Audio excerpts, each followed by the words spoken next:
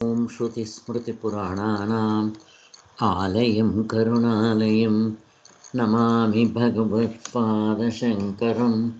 ಲೋಕಶಂಕರಂ ಶಂಕರಂ ಶಂಕರಾಚಾರ್ಯಂ ಕೇಶವಂ ಬಾದರಾಯಣಂ ಸೂತ್ರಭಾಷ್ಯಕೃತೌ ವಂದೇ ಭಗವಂತೌ ಪುನಃ ಪುನಃ.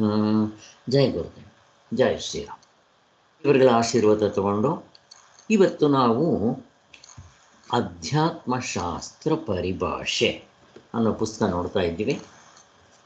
ಅದರಲ್ಲಿ ಇವತ್ತು ಪೇಜ್ ನಂಬರ್ 3 ಶಾಸ್ತ್ರೀಯ ವ್ಯವಹಾರ, ಅಲ್ಲಿಂದ ನಾನು ಶುರು ಮಾಡಬೇಕಾಗಿದೆ, ಮಾಡ್ತಾ ಇದ್ದೇನೆ. ಸೊ ಇವುಗಳನ್ನ ನಾವು ತಿಳ್ಕೊಂಡ್ರೆ ಅದರ ಸರಿಯಾದ ಅರ್ಥದಿಂದ ನಮಗೆ ಸಹಾಯ ಆಗುತ್ತೆ, ಸರಿಯಾಗಿ ಅರ್ಥ ಮಾಡ್ಕೊಳ್ಳೋದಕ್ಕೆ ಸಹಾಯ ಆಗುತ್ತೆ ಅನ್ನೋ ದೃಷ್ಟಿಯಿಂದ ಹೇಳಿದ್ದಾರೆ. ಈಗ ಲೌಕಿಕ ವ್ಯವಹಾರ ಆಯಿತು, ಹಾಗೆ ಶಾಸ್ತ್ರೀಯ ವ್ಯವಹಾರ. ಈ ಶಾಸ್ತ್ರೀಯ ವ್ಯವಹಾರದಲ್ಲಿ ಎರಡು ಇರುತ್ತೆ, ವೈದಿಕ ಮತ್ತು ಪಾರಮಾರ್ಥಿಕ. ಲೌಕಿಕ, ವೈದಿಕ, ಪಾರಮಾರ್ಥಿಕ ಹೇಗೆ ಬೇಕಾದರೂ ಹೇಳ್ಬೋದು.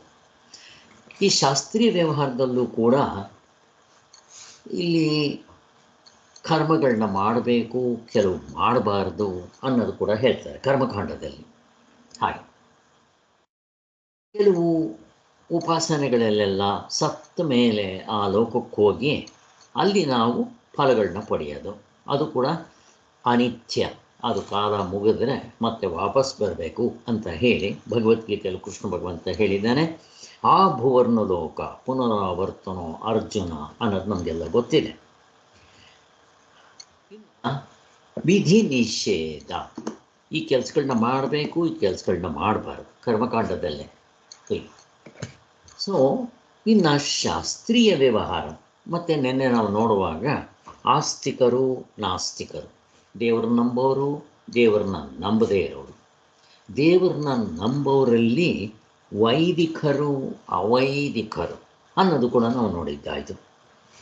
ಈಗ 6ನೇದು, ವೇದದಲ್ಲಿ ಇನ್ನೊಂದು ಭಾಗವಿದೆ, ಅದರಲ್ಲೂ ಕೂಡ ಮನಸ್ಸೇ ಮುಖ್ಯವಾಗಿಟ್ಕೊಂಡು ಮಾಡಬೇಕಾಗಿರೋದು. ಆದ್ದರಿಂದ ಅದಕ್ಕೆ ಜ್ಞಾನಕಾಂಡ, ಆರಣ್ಯಕ, ವೇದಾಂತ ಹಿಂಗೆಲ್ಲ ಹೆಸರು ಹೇಳ್ತಾರೆ. ಸೊ ಇಲ್ಲಿ ಈ ಉಪಾಸನೆ ಅಂತ ಕೂಡ ಕರೀತಾರೆ. ಉಪಾಸನೆ ಅದರಲ್ಲಿ 2 ಥರ, ಒಂದು ಕರ್ತೃತಂತ್ರವಾದ ಉಪಾಸನೆ, ಇನ್ನೊಂದು ವಸ್ತುತಂತ್ರವಾದ ಉಪಾಸನೆ. ಅಲ್ಲಿ ಉಪಾಸನೆ ಅಂತ ಏನು ಕರೆಯಲ್ಲ, ಧ್ಯಾನ ಅಂತಲೇ ಕರಿತೀವಿ. ಆದರೆ ಕೆಲವು ಕಡೆ ಆ ಥರ ಕರೆದಾಗ ನಾವು ಈ ಅರ್ಥ ತಗೋಬೇಕು, ಎಲ್ಲಿ ಕಾಂಟ್ರಾಸ್ಟ್ ಬಂದಿದೆ ಅದು ನೋಡ್ಕೊಂಡು ಮಾಡಬೇಕು. ಹೇಗೆ ಗೊತ್ತಾಗುತ್ತೆ ನಮ್ಮ ಕಾಂಟ್ರಾಸ್ಟು ಅಂದರೆ,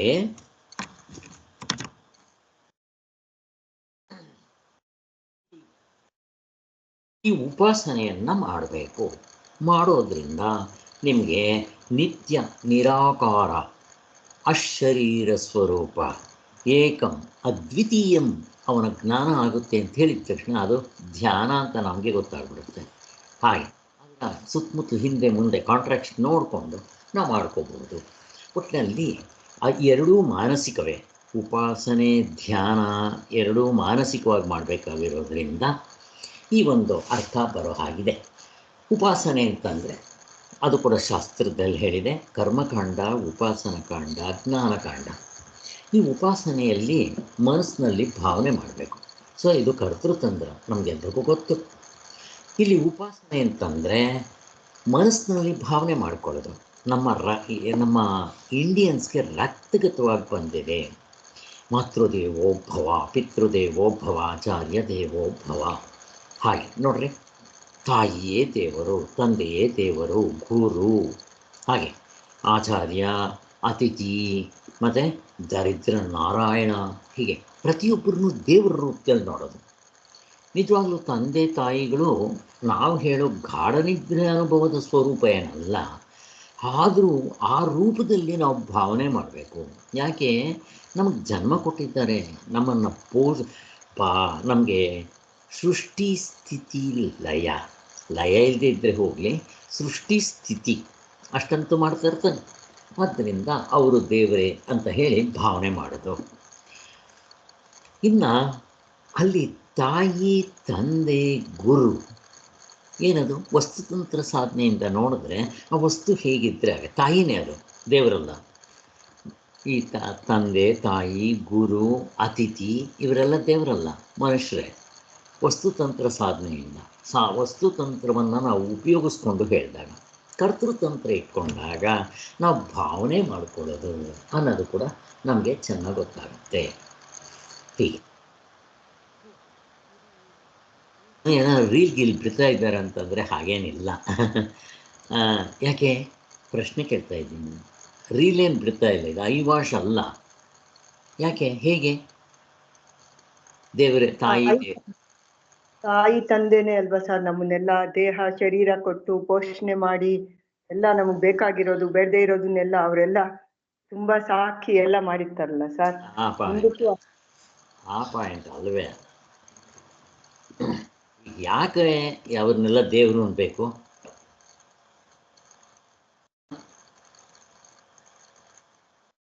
ಜ್ಞಾನದ ದೃಷ್ಟಿಯಿಂದ ಬ್ರಹ್ಮಜ್ಞಾನಿಗೆ ಎಲ್ಲವೂ ಆತ್ಮನ ರೂಪದಲ್ಲಿ ತಾನೇ ಕಾಣೋದು. ಆಗ ತಂದೆ ತಾಯಿ ಏನಂತ ಕಾಣಬೇಕು? ತಂದೆ ತಾಯಿ ಅಲ್ಲ, ದರಿದ್ರನೂ ಕೂಡ, ವೈರಿಯೂ ಕೂಡ ಅವ್ರಿಗೆ ಆತ್ಮನ ರೂಪದಲ್ಲಿ ಕಾಣ್ತಾರೆ. ಇದು ಅನುಭವದ ಮಾತು, ನಿಜವಾಗ್ಲೂ ಹಾಗೇ ಇರೋದು. ಸೊ ನಮ್ಮಲ್ಲಿ ಎರಡು ವಸ್ತುಗಳಿಲ್ಲ, ಹಾವು ಹಗ್ಗ, ಚಿನ್ನ ಒಡವೆ, ದೇವರು, ಆತ್ಮ, ವ್ಯವಹಾರ ಇಲ್ಲ. ಪಾರಮಾರ್ಥಿಕ ವ್ಯವಹಾರ ಎರಡು ಇಲ್ಲ, ಒಂದನ್ನೇ ಇನ್ನೊಂದಾಗಿ ನೋಡ್ತಾ ಇದ್ದೀವಿ. ಪಾರಮಾರ್ಥಿಕ ದೃಷ್ಟಿಯಿಂದ ಪರಮಾತ್ಮ, ವ್ಯವಹಾರದ ದೃಷ್ಟಿಯಿಂದ ಈ ರೀತಿ ನೋಡ್ತಾ ಇದ್ದೀವಿ. ಮುಕ್ತರಾದವ್ರಿಗೆ ಹೇಗೆ ಕಾಣುತ್ತೆ? ನಾನೇ ಅಲ್ಲಿರೋದು. ಆದ್ದರಿಂದ ಅದೇನು ಇವರು ಐವಾಶ ಆಗಲಿ ಏನೂ ಅಲ್ಲ. ಆದರೆ ನಮಗೆ ಆ ತತ್ವದಲ್ಲಿ ನಿಲ್ಲಕ್ಕೆ ಯೋಗ್ಯತೆ ಇದ್ದಾಗ ನಾವು ಭಾವನೆ ಮಾಡಬೇಕು ಅನ್ನೋ ದೃಷ್ಟಿಯಿಂದ. ಈವನ್ ಹೆಂಡತಿಯನ್ನು ದೇವರು ಅಂತ ಅಂದ್ಕೊಂಡ್ರೂ ತಪ್ಪೇನಿಲ್ಲ. ಅದಕ್ಕೆ ಯಾರು ಸಾಕ್ಷಿ? ಯಾರು ಅದಕ್ಕೆ ಸಾಕ್ಷಿ? ರಾಮಕೃಷ್ಣ ಪರಮಹಂಸರು.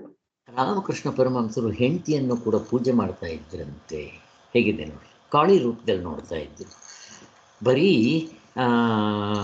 ಪತಿಯೇ ದೈವವು ಸತಿಯರ ಸೌಭಾಗ್ಯವು ಹೀಗೆ ಹೇಳಿದ ತಕ್ಷಣ ಯಾರೋ ಎಲ್ಲ ಗಂಡಸರು ಋಷಿಗಳು ಮಾಡಿಟ್ಬಿಟ್ಟಿದ್ದಾರೆ ಅಂತ ಇದ್ದಾರೆ. ಹಾಗೇನಿಲ್ಲ.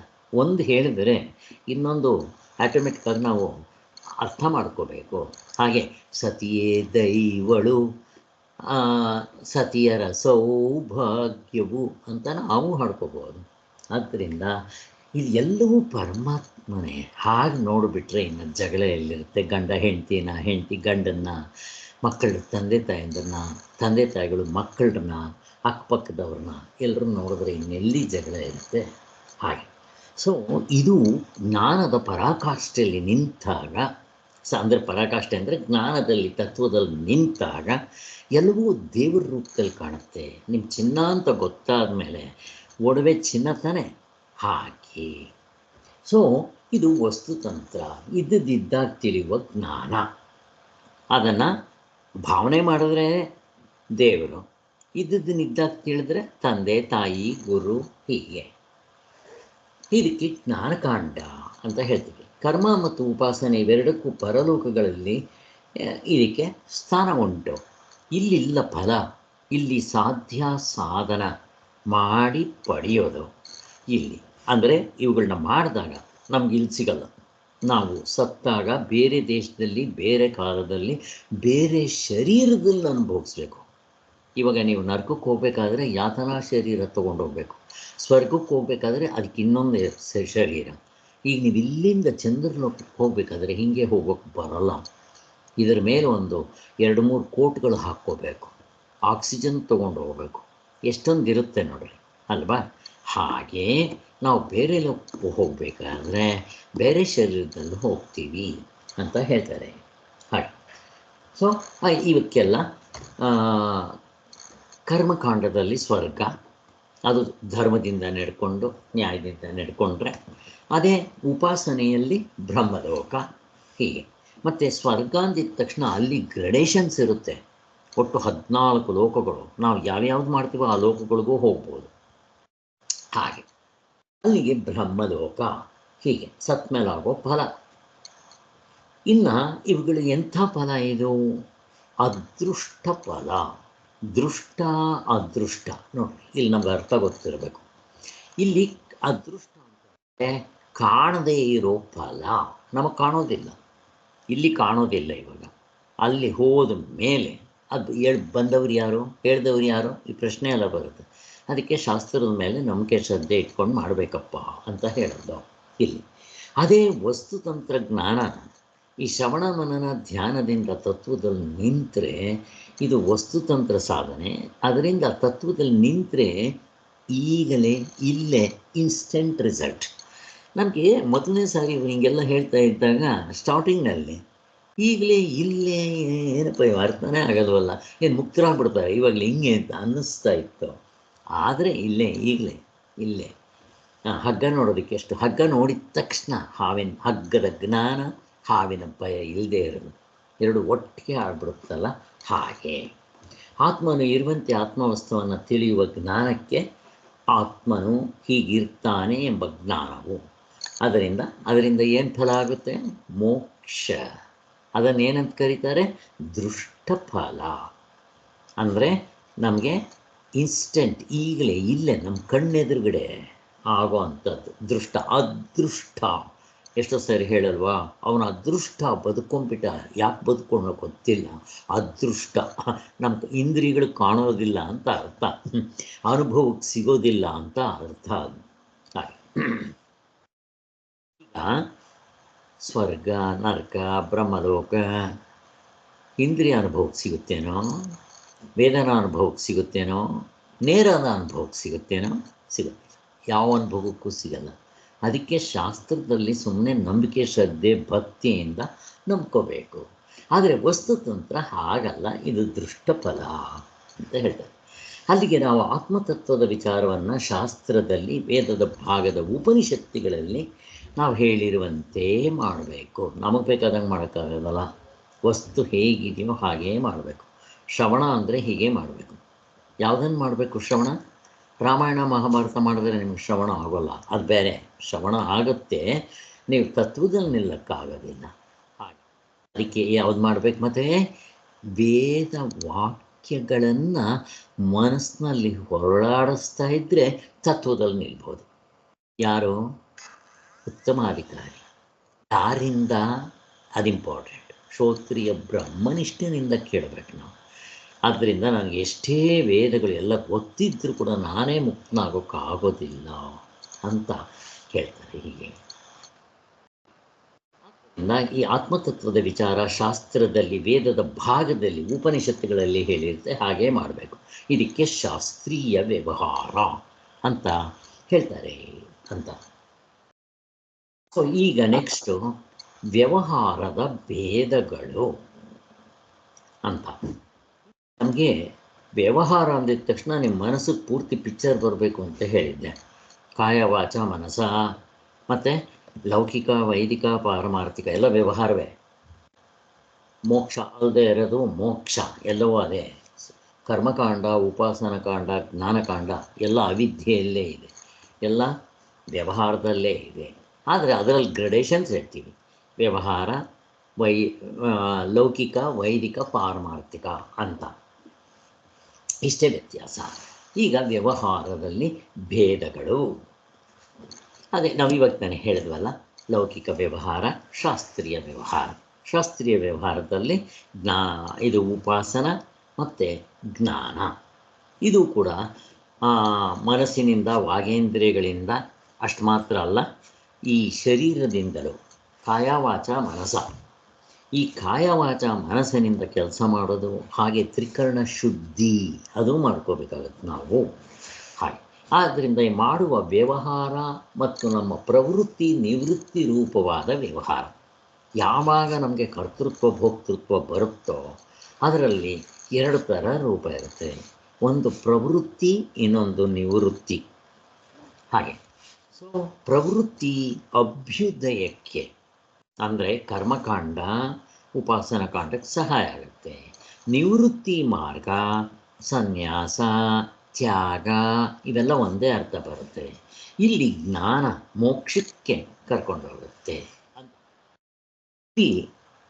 ಈ ಚತುರ್ಮುಖ ಬ್ರಹ್ಮನು ಸೃಷ್ಟಿ ಮಾಡಿದಾಗ ಮೊದಲನೆಯವನ್ನ ಸೃಷ್ಟಿ ಮಾಡ್ತಾರೆ. ಯಾರವನು? ಪ್ರಜಾಪತಿ ಬ್ರಹ್ಮ ಅಂತಾನೆ ಅವನ ಹೆಸರು. ಮೊದಲನೇ ಪುರುಷ ಪ್ರಜಾಪತಿ. ಅದಕ್ಕೆ ಅವನು ಹುಟ್ಟಿದ ತಕ್ಷಣ ಅಹಂ ಅನ್ನಂತೆ. ಅದಕ್ಕೆ ನಾವು ಅವನ ಸಂಸಾರದವರಾಗಿರೋದರಿಂದ ನಾವು ಕೂಡ ಅಹಂ ಅಹಂ ಅಂತೀವಂತೆ. ಮತ್ತು ಅವನು ಸೃಷ್ಟಿ ಮಾಡಿದ್ಮೇಲೆ ಒಂದು ಕಡೆ ವೇದಗಳನ್ನ ಸೃಷ್ಟಿ ಮಾಡಿದಂತೆ, ರೂಲ್ಸ್ ಆ್ಯಂಡ್ ರೆಗ್ಯುಲೇಷನ್ಸ್. ಇನ್ನೊಂದು ಕಡೆ ಏನು ಮಾಡ್ದ? ಪ್ರವೃತ್ತಿ ಮಾರ್ಗಕ್ಕೆ ಸಪ್ತ ಋಷಿಗಳನ್ನು, ನಿವೃತ್ತಿ ಮಾರ್ಗಕ್ಕೆ ಸಪ್ತ ಋಷಿಗಳನ್ನು ಸೃಷ್ಟಿ ಮಾಡಿದಂತೆ. ಪ್ರವೃತ್ತಿ ಮಾರ್ಗವನ್ನು ಹೇಳ್ಕೊಡೋರು ಬೇರೆ, ನಿವೃತ್ತಿ ಮಾರ್ಗವನ್ನು ಹೇಳ್ಕೊಡೋ ಗುರುಗಳು ಬೇರೆ. ಬರೀ ಪಾಠ ಕೊಟ್ಬಿಟ್ರೆ ಯಾರು? ಅದು ಗುರುಗಳು ಬೇಕೋ ಬೇಡವಾ? ಸ್ಕೂಲ್ಗಳಿದ್ಬಿಟ್ರೆ ಆಗೋಯ್ತಾ? ಟೀಚರ್ಸು ಇರಬೇಕಲ್ಲ. ಹಾಗೆ ಮಾಡ್ದ ಅಂತ ಹೇಳ್ತಾರೆ. ಸಪ್ತ ಋಷಿಗಳು ನಮಗೆ ಗೊತ್ತಿದ್ದಾರೆ. ವಿಶ್ವಾಮಿತ್ರ ಮತ್ತು ವಸಿಷ್ಠರು, ಇವರೆಲ್ಲ ಇದ್ದಾರಲ್ಲ ಸಪ್ತ ಋಷಿಗಳು ಇವರು. ಇನ್ನು ನಿವೃತ್ತಿ ಮಾರ್ಗಕ್ಕೆ ಯಾರನ್ನ ಅಂತಂದರೆ ನಾರದರ ಗುರುಗಳಾದ ಯಾರವ್ರ ಹೆಸರು? ನಾರದರ ಗುರುಗಳು ಸನತ್ ಕುಮಾರ. ಸುಖನಂದನ ಸನತ್ ಕುಮಾರರು ಅಂತ ಹಿಂಗೆಲ್ಲ ಹೇಳ್ತಾರೆ. ಅವ್ರು ಒಟ್ಟೊಂದು 7 ಜನ ಬರ್ತಾರೆ. ಇವ್ರುಗಳನ್ನ ನಿವೃತ್ತಿ ಮಾರ್ಗ ತೋರಿಸೋದಕ್ಕೆ ಸೃಷ್ಟಿ ಮಾಡಿದ್ರು. ಹಾಗೆ ಅದರ ಜೊತೆಗೆ ಶಾಸ್ತ್ರಗಳನ್ನು ಸೃಷ್ಟಿ ಮಾಡಿದ್ರು ಅಂತ ಹೇಳ್ತಾರೆ. ಹೀಗೆ ಈಗ ಇದಕ್ಕೊಂದು ಎಕ್ಸಾಂಪಲ್ ಬೇಕು ಅಂದರೆ ನಮಗೆ ವೆಹಿಕಲ್ ತಯಾರು ಮಾಡಿದ ತಕ್ಷಣ ಏನು ಮಾಡಿದ್ರು? ಅದಕ್ಕೆ ರಸ್ತೆಗೆ ಬಿಟ್ಟರೆ ಆಕ್ಸಿಡೆಂಟ್ ಆಗುತ್ತೆ, ಸ್ಪೀಡ್ ಜಾಸ್ತಿ ಇರುತ್ತೆ ಅಂಥೇಳಿ ರೂಲ್ಸ್ ಆ್ಯಂಡ್ ರೆಗ್ಯುಲೇಷನ್ಸ್ ಮಾಡಿದ್ರು ಅಲ್ವ ತಾನೆ? ಹಾಗೆ ಇಲ್ಲೂ ಕೂಡ ಮನುಷ್ಯನ ಸೃಷ್ಟಿ ಮಾಡಿದ ತಕ್ಷಣ ಅವನ ನಿಜವಾದ ಕರ್ತವ್ಯ ಏನಾದರೂ ಮಾಡಿ ಮುಕ್ತನಾಗಬೇಕು. ಅದಕ್ಕೋಸ್ಕರ ಪರಮಾತ್ಮನೂ ಕೂಡ ಅವ್ರಿಗೆ ಅಂಥ ಫೆಸಿಲಿಟೀಸ್ ಎಲ್ಲ ಒದಗಿಸ್ಕೊಟ್ಟಿದ್ದಾನೆ. ನಾವು ಉಪಯೋಗಿಸ್ಕೋಬೇಕಷ್ಟೆ, ನಮ್ಮ ಕೈನಲ್ಲಿ ಅಲ್ವಾ? ಲೆಕ್ಕ ಹಾಕ್ಕೊಳ್ರಿ. ಅಲ್ಲಿಗೆ ವೇದಗಳನ್ನ ಸೃಷ್ಟಿ ಮಾಡ್ದ. ವೇದಗಳನ್ನ ಸೃಷ್ಟಿ ಮಾಡಿಬಿಟ್ರೆ ಆಗೋಯ್ತಾ? ಬರೀ ಬುಕ್ಸ್ ಆಯಿತು. ಅದಕ್ಕೆ ಟೀಚರ್ಸ್ ಬೇಕು. ಅದಕ್ಕೋಸ್ಕರ ಪ್ರವೃತ್ತಿ ನಿವೃತ್ತಿ ಅಂತ ಹೀಗೆ ಅದಕ್ಕೆ ಬೇರೆ ಗುರುಗಳು, ಇದಕ್ಕೆ ಬೇರೆ ಗುರುಗಳು ಅಂತ ತೋರಿಸ್ಕೊಟ್ರು ಅಂತ. ಅಲ್ಲಿಗೆ ಈ ವ್ಯವಹಾರ ಅಂದಿದ ತಕ್ಷಣ ಕಾಯ ವಾಚ ಮನಸ 3ರಿಂದ ಆಗೋದು. ಈ 3 ಸೇರಿ ಕ್ರಿಯಾಕಾರಕ ಫಲಗಳು ಅಂತಾರೆ. ಇದಕ್ಕೆ ಕ್ರಿಯಾಕಾರಕ ಫಲ ಅಂದರೆ ಏನು ಅಂತಂದರೆ ಸ್ವಾಮಿಗಳು ಅದೇ ಪ್ಯಾರದಲ್ಲಿ ಕೆಳಗಡೆ ಕೊಡ್ತಾರೆ. ಕ್ರಿಯಾಕಾರಕ ಪರ ವ್ಯವಹಾರಗಳು ಅಂತಂದರೆ ಕರ್ತೃ ಭೋಕ್ತೃ ವ್ಯವಹಾರ. ಈಗ ನಾವು ಏನು ಮಾಡಿದ್ರೂ ಕೂಡ ತ್ರಿಪುಟಿಯಲ್ಲಿ ಆಗ್ತಾ ಇರುತ್ತೆ. ಕರ್ತೃತ್ವ, ಭೋಕ್ತೃತ್ವ, ಜ್ಞಾತೃತ್ವ 3 ಸೇರಿ ಪ್ರಮಾತೃತ್ವ. ಈ ಜ್ಞಾತೃತ್ವದಲ್ಲಿ ಜ್ಞಾತೃ ಜ್ಞಾನ ಜ್ಞೇಯ, ಕರ್ತೃ ಕರ್ಮ ಕ್ರಿಯಾ, ಭೋಕ್ತೃ ಭೋಗ ಭೋಗ್ಯ ನಮಗೆಲ್ಲ ಗೊತ್ತಿದೆ ಇದು. ಹೀಗೆ ಸೊ ಅಲ್ಲಿ ಕ್ರಿಯಾ ಅಂದರೆ ನಾವು ಕೆಲಸ ಮಾಡಬೇಕು. ಕ್ರಿಯೆ ಅಂದಿದ ತಕ್ಷಣ ಯಾವ್ದು ಸೇರಿಸ್ಕೋಬೇಕು? ಕಾಯ ವಾಚ ಮನಸ 3 ಸೇರಿಸ್ಕೋಬೇಕು. ಅಲ್ಲಿ 19 ಮುಖಗಳು. ಏಕೋನಂಶತಿ ಮುಖಕ್ಕೆ 19 ಅನ್ನೋ ಬದಲು ಇದನ್ನು ಇನ್ನು ಸ್ವಲ್ಪ ಈ ರೀತಿ ಹೇಳ್ತೀವಿ, ಕ್ರಿಯಾ. ಹಾಗೆ ಸೊ ಕಾರಕ ಫಲಗಳು ಅವುಗಳನ್ನ ಉಪಯೋಗಿಸ್ಕೊಂಡು ಹೊರಗಡೆ ಇರೋ ವಸ್ತುಗಳು ಇರುತ್ತೆ. ಆ ವಸ್ತುಗಳು ಎಷ್ಟಿದೆ? 5 ಶಬ್ದ ಸ್ಪರ್ಶ ರೂಪ ರಸಗಂಧ. ಅವು ಯಾವುದು 5 ವಸ್ತುಗಳು? ವ್ಯವಹಾರದ ದೃಷ್ಟಿಯಿಂದ ಅವಸ್ಥೆ ಒಳಗಡೆ ಇರೋ ಆದಿ ದೈವಿಕ, ಆದಿ ಭೌತಿಕ, ಕಾಲ ದೇಶ ಕಾರ್ಯಕಾರಣ ಭಾವ. ಇಲ್ಲಿ ವ್ಯವಹಾರದ ದೃಷ್ಟಿಯಿಂದ ಇಟ್ಕೊಂಡು ಈ 19 ಮುಖಗಳನ್ನ ಏನಂತ ಕರಿತೀನಿ ನಾನು? ಈಗ ವ್ಯವಹಾರದ ದೃಷ್ಟಿಯಿಂದ ಅವು ಆಬ್ಜೆಕ್ಟ್ ಆದರೆ 19 ಮುಖಗಳನ್ನ ಏನಂತ ಕರಿಬೇಕು ನಾನು? ಯಾರಾದರೂ ಹೇಳಿ. ಕರಣಗಳು ಸರ್, ಕರಣಗಳು. ಸಬ್ಜೆಕ್ಟ್ ಇದನ್ನು ಸಬ್ಜೆಕ್ಟ್ ಅಂತ ಕರಿತೀನಿ ಅಲ್ವಾ? ಸಬ್ಜೆಕ್ಟ್ ಅಂದರೆ ಇವನೇ ಪಿವೆಟ್ಟು ಅಲ್ವಾ? ಇವನಿಂದನೇ ಎಲ್ಲ ಪ್ರಪಂಚ ತಿಳ್ಕೋಬೇಕು. ವ್ಯವಹಾರದ ದೃಷ್ಟಿಯಿಂದ ಹೇಳ್ತಾ ಇರೋದು. ಪಾರಮಾರ್ಥ ದೃಷ್ಟಿಗೆ ಹೋಗಿ, ಯಾಕೆ ಇವರಪ್ಪ ಇನ್ನೊಬ್ಬ ಇದ್ದಾನೆ ಮೇಲ್ಗಡೆ, ಅವನ ಆತ್ಮ. ಅವನಲ್ಲಿ ನಿಂತಾಗ ಈ ಪ್ರಮಾತೃ ಎಲ್ಲಿಗೆ ಹಾಕ್ತೀರಾ? ಹೊರಗಡೆ ವೇಸ್ಟ್ ಬ್ಯಾಸ್ಕೆಟ್ ಹಾಕ್ತೀವಿ ನಾವು, ಆವಾಗ ಅದು ಆಬ್ಜೆಕ್ಟಿಫೈ ಆಗುತ್ತೆ ಅಂತ. ಇದು ನಮಗೆಲ್ರಿಗೂ ಗೊತ್ತಿದೆ. ಪ್ರಶ್ನೆ ಕೇಳಿದಾಗ ನಮ್ಗೆ ಉತ್ತರ ಗೊತ್ತಿರಬೇಕಷ್ಟೇ, ಉಪಯೋಗಿಸೋವಾಗ ನೀವು ಹೇಗೆ ಬೇಕಾದರೂ ಉಪಯೋಗಿಸ್ಕೊಳ್ರಿ ಅಂತ. ಸೊ ಅಲ್ಲಿಗೆ ಕರ್ತೃ ಕರ್ಮ ಕ್ರಿಯೆ ಅನ್ನೋದು ಹೇಳ್ತಾರೆ. ಇವು ಕ್ರಿಯಾಕಾರಕ ಫಲಗಳು. ಅವರು ಉದಾಹರಣೆ ಕೊಡ್ತಾರೆ ಸ್ವಾಮಿಗಳು. ಒಂದು ಮಡಕೆ ಆಗಬೇಕಾದ್ರೆ ಅದಕ್ಕೆ ಹಂಗೆ ಆಗ್ಬಿಡ್ತೇನೆ ಮಡಕೆ, ಅದಕ್ಕೇನು ಬೇಕು? ಅದಕ್ಕೆ ಒಂದು ಮಾಡೋ ಅಂಥ ಒಂದು ಕಾರಣ ವಸ್ತು ಬೇಕು. ಯಾವುದು? ಮಣ್ಣು ಕಾರಣ ಅಲ್ವಾ? ಅದಕ್ಕೋಸ್ಕರ ಅದಕ್ಕೆ ಉಪಾದಾನ ಕಾರಣ ಅಂತಾರೆ. ಬರೀ ಉಪಾದಾನ ಕಾರಣ ಇದ್ದರೆ ಆಗೋಯ್ತಾ? ಬರೀ ನಿಮಗೆ ಮಣ್ಣು ಕೊಟ್ಬಿಟ್ರೆ ಆಗೋಯ್ತಾ? ಅದನ್ನು ಮಾಡೋ ಒಬ್ಬ ಕುಂಬಾರ ಬೇಡವೇನೋ? ಅದಕ್ಕೆ ಅವನ್ನ ನಿಮಿತ್ತ ಕಾರಣ ಅಂತಾರೆ. ಉಪಾದಾನ ಅಂತಂದರೆ ತುಂಬ ಸಮೀಪವಾಗಿರೋದು ಅಥವಾ ಅದೇ ಹಾಗೆ ಸಮೀಪ, ಉಪವಾಸ, ಉಪಾಸನೆ ಎಲ್ಲ ಒಂದೇ ಎಲ್ಲ ಅರ್ಥ ಹಂಗೇ ಬರುತ್ತೆ. ನೋಡ್ರಿ ಈಗ ನಾವು ಈ ವಿಚಾರಗಳನ್ನ ಇವು ತಿಳ್ಕೊಂಡಾಗ ನಮಗೆ ಇವೆಲ್ಲ ಒಂದೇ ಅರ್ಥ ಅಂತ ಗೊತ್ತಾಗಕ್ಕೆ ಶುರುವಾಗುತ್ತೆ. ಹಾಗೆ ಅಲ್ಲಿಗೆ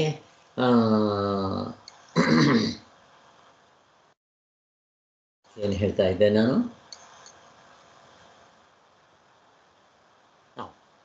ಮಾಡಬೇಕಾದ್ರೆ ಉಪಾದಾನ ಕಾರಣ, ಕರೆಕ್ಟ್, ಉಪಾದಾನ ಕಾರಣ. ಆಮೇಲೆ ನಿಮಿತ್ತ ಕಾರಣ. ಇಲ್ಲಿ ಕುಂಬಾರ ಅಂತನ್ನೋನು ನಿಮಿತ್ತ ಕಾರಣ. ಅವನೊಬ್ಬ ಇರಬೇಕು ಮಾಡೋವನು. ಅವನು ಇಷ್ಟಿದ್ರೆ ಸಾಕ? ಅದನ್ನು ಮಾಡಬೇಕಾದ್ರೆ ನಮ್ಗೆ ಇನ್ಸ್ಟ್ರೂಮೆಂಟ್ಸ್ ಬೇಡವಾ? ಸಲಕರಣೆಗಳು. ಅದಕ್ಕೆ ಸಹಕಾರಿ ಕಾರಣ ಅಂತ ಹೇಳ್ತೀವಿ. ಇಷ್ಟು ಬೇಕಪ್ಪ, ಎಲ್ಲ ಮುಗಿದೋಯ್ತು, ಅಲ್ಲೇ ಹೆಸರು ಹೇಳಿಬಿಟ್ರಿ.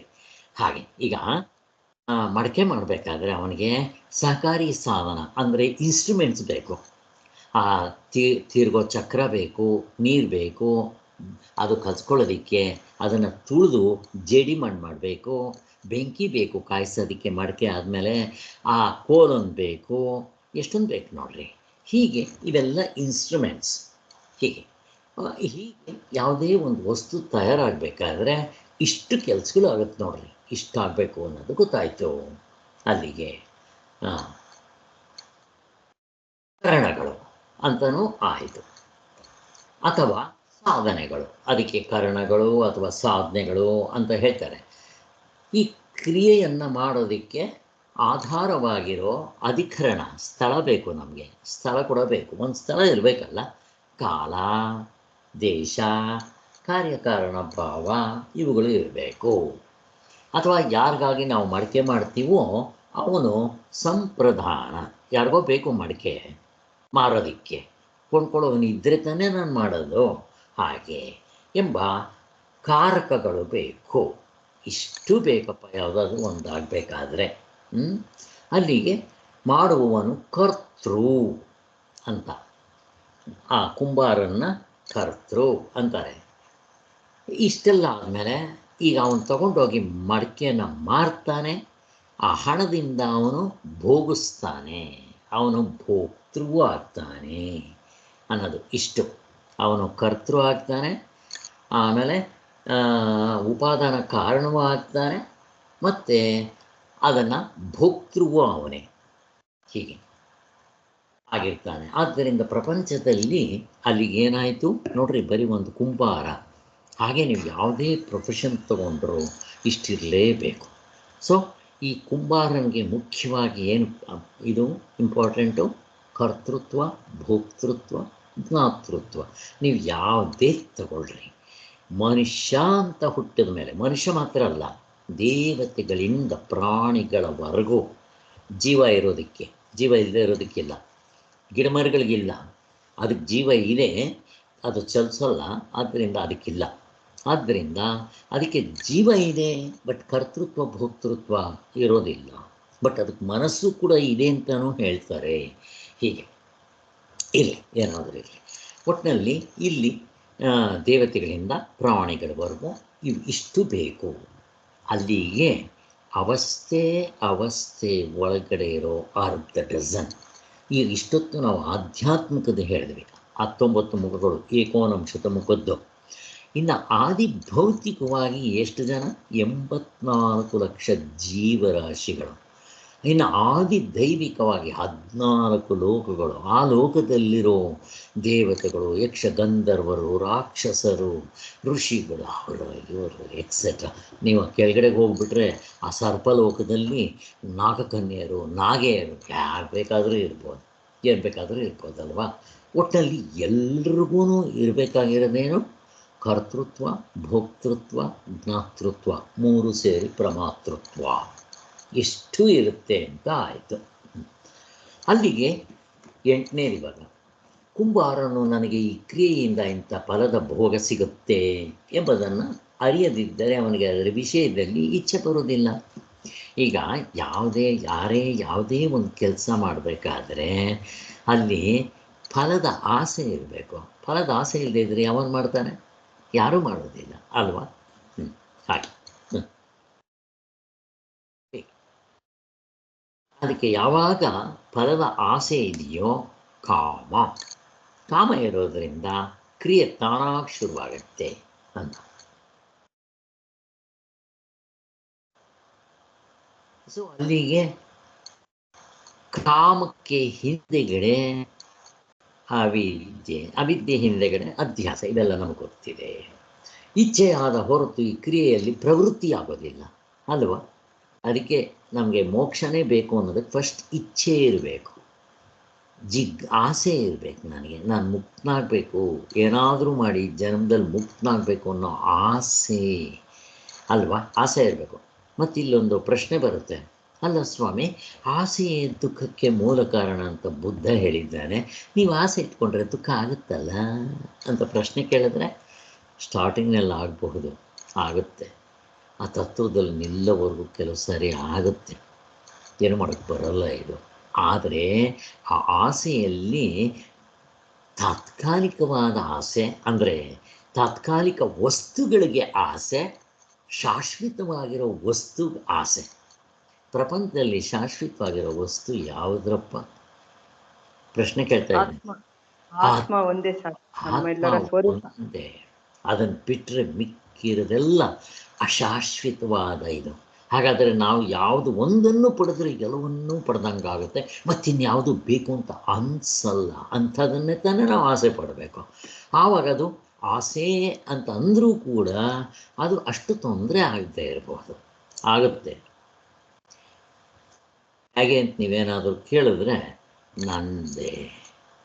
ಈಗ ನಾನು ಮದುವೆ ಆದಮೇಲೆ ಹತ್ತತ್ರ ಒಂದು 30 ವರ್ಷ ಅಥವಾ 35 ವರ್ಷ ನಾನು ನನ್ನ ಹೆಂಡತಿ ಒಂದು ದಿನ ಜಗಳ ಆಡಿದ್ದೇ ಇಲ್ಲ.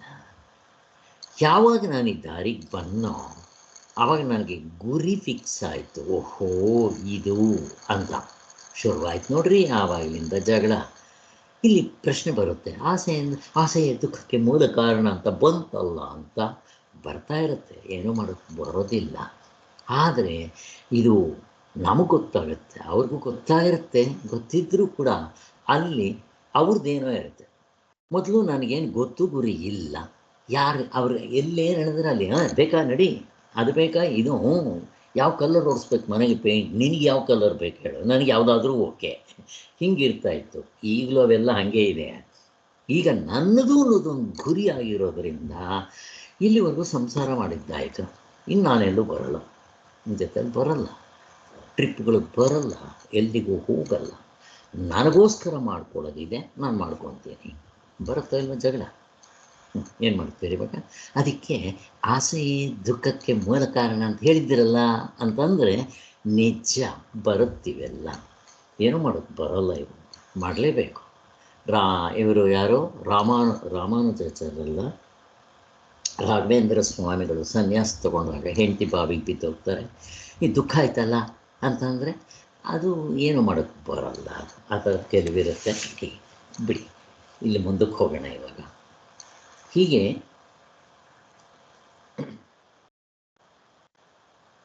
ಕ್ರಿಯೆಯಲ್ಲಿ ಪ್ರವೃತ್ತಿ ಆಗೋದಿಲ್ಲ ಆಸೆ ಇಲ್ಲದೆ ಇದ್ದರೆ ಅಂತ. ಆಸೆ ಬಂದರೆ ಇದನ್ನು ತಡೆಯೋದಕ್ಕೆ ಬರೋದಿಲ್ಲ, ನಿಲ್ಸಕ್ಕೆ ಬರೋದಿಲ್ಲ ಇದು. ಯಾಕೆ?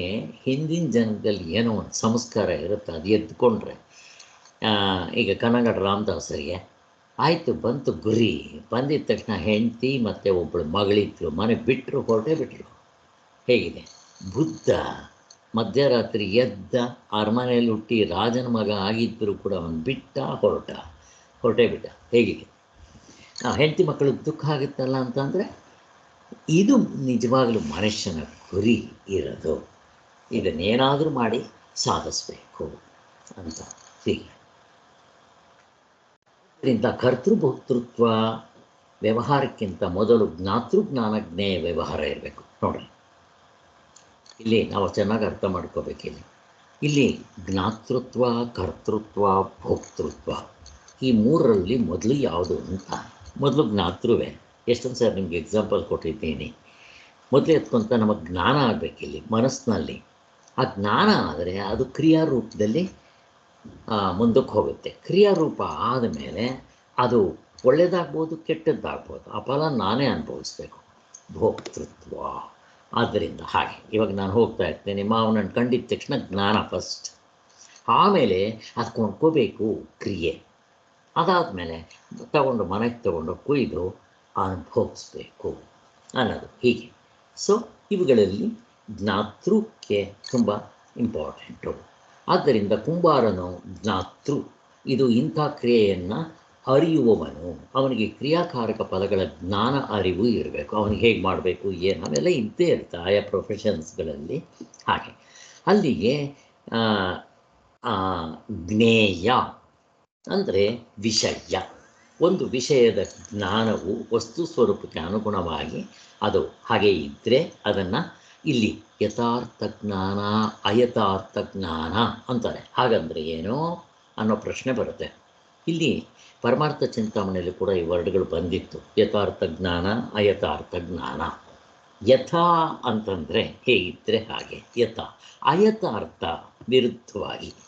ಈಗ ಫಾರ್ ಎಕ್ಸಾಂಪಲ್ಲು ಹಗ್ಗ ಹಾವಿನಲ್ಲಿ ಹಗ್ಗ ಯಥಾರ್ಥ ಜ್ಞಾನ, ಅದು ಹೇಗಿದ್ದರೆ ಹಾಗೆ. ಹಾವು ಅಯಥಾರ್ಥ ಜ್ಞಾನ, ಹಾವಿಲ್ಲ ಅಲ್ಲಿ. ಅಥವಾ ನಾನು ತಪ್ಪಾಗಿ ತಿಳ್ಕೊಳ್ಳೋದು ಆಗ್ಬೋದು. ಹಾಗೆ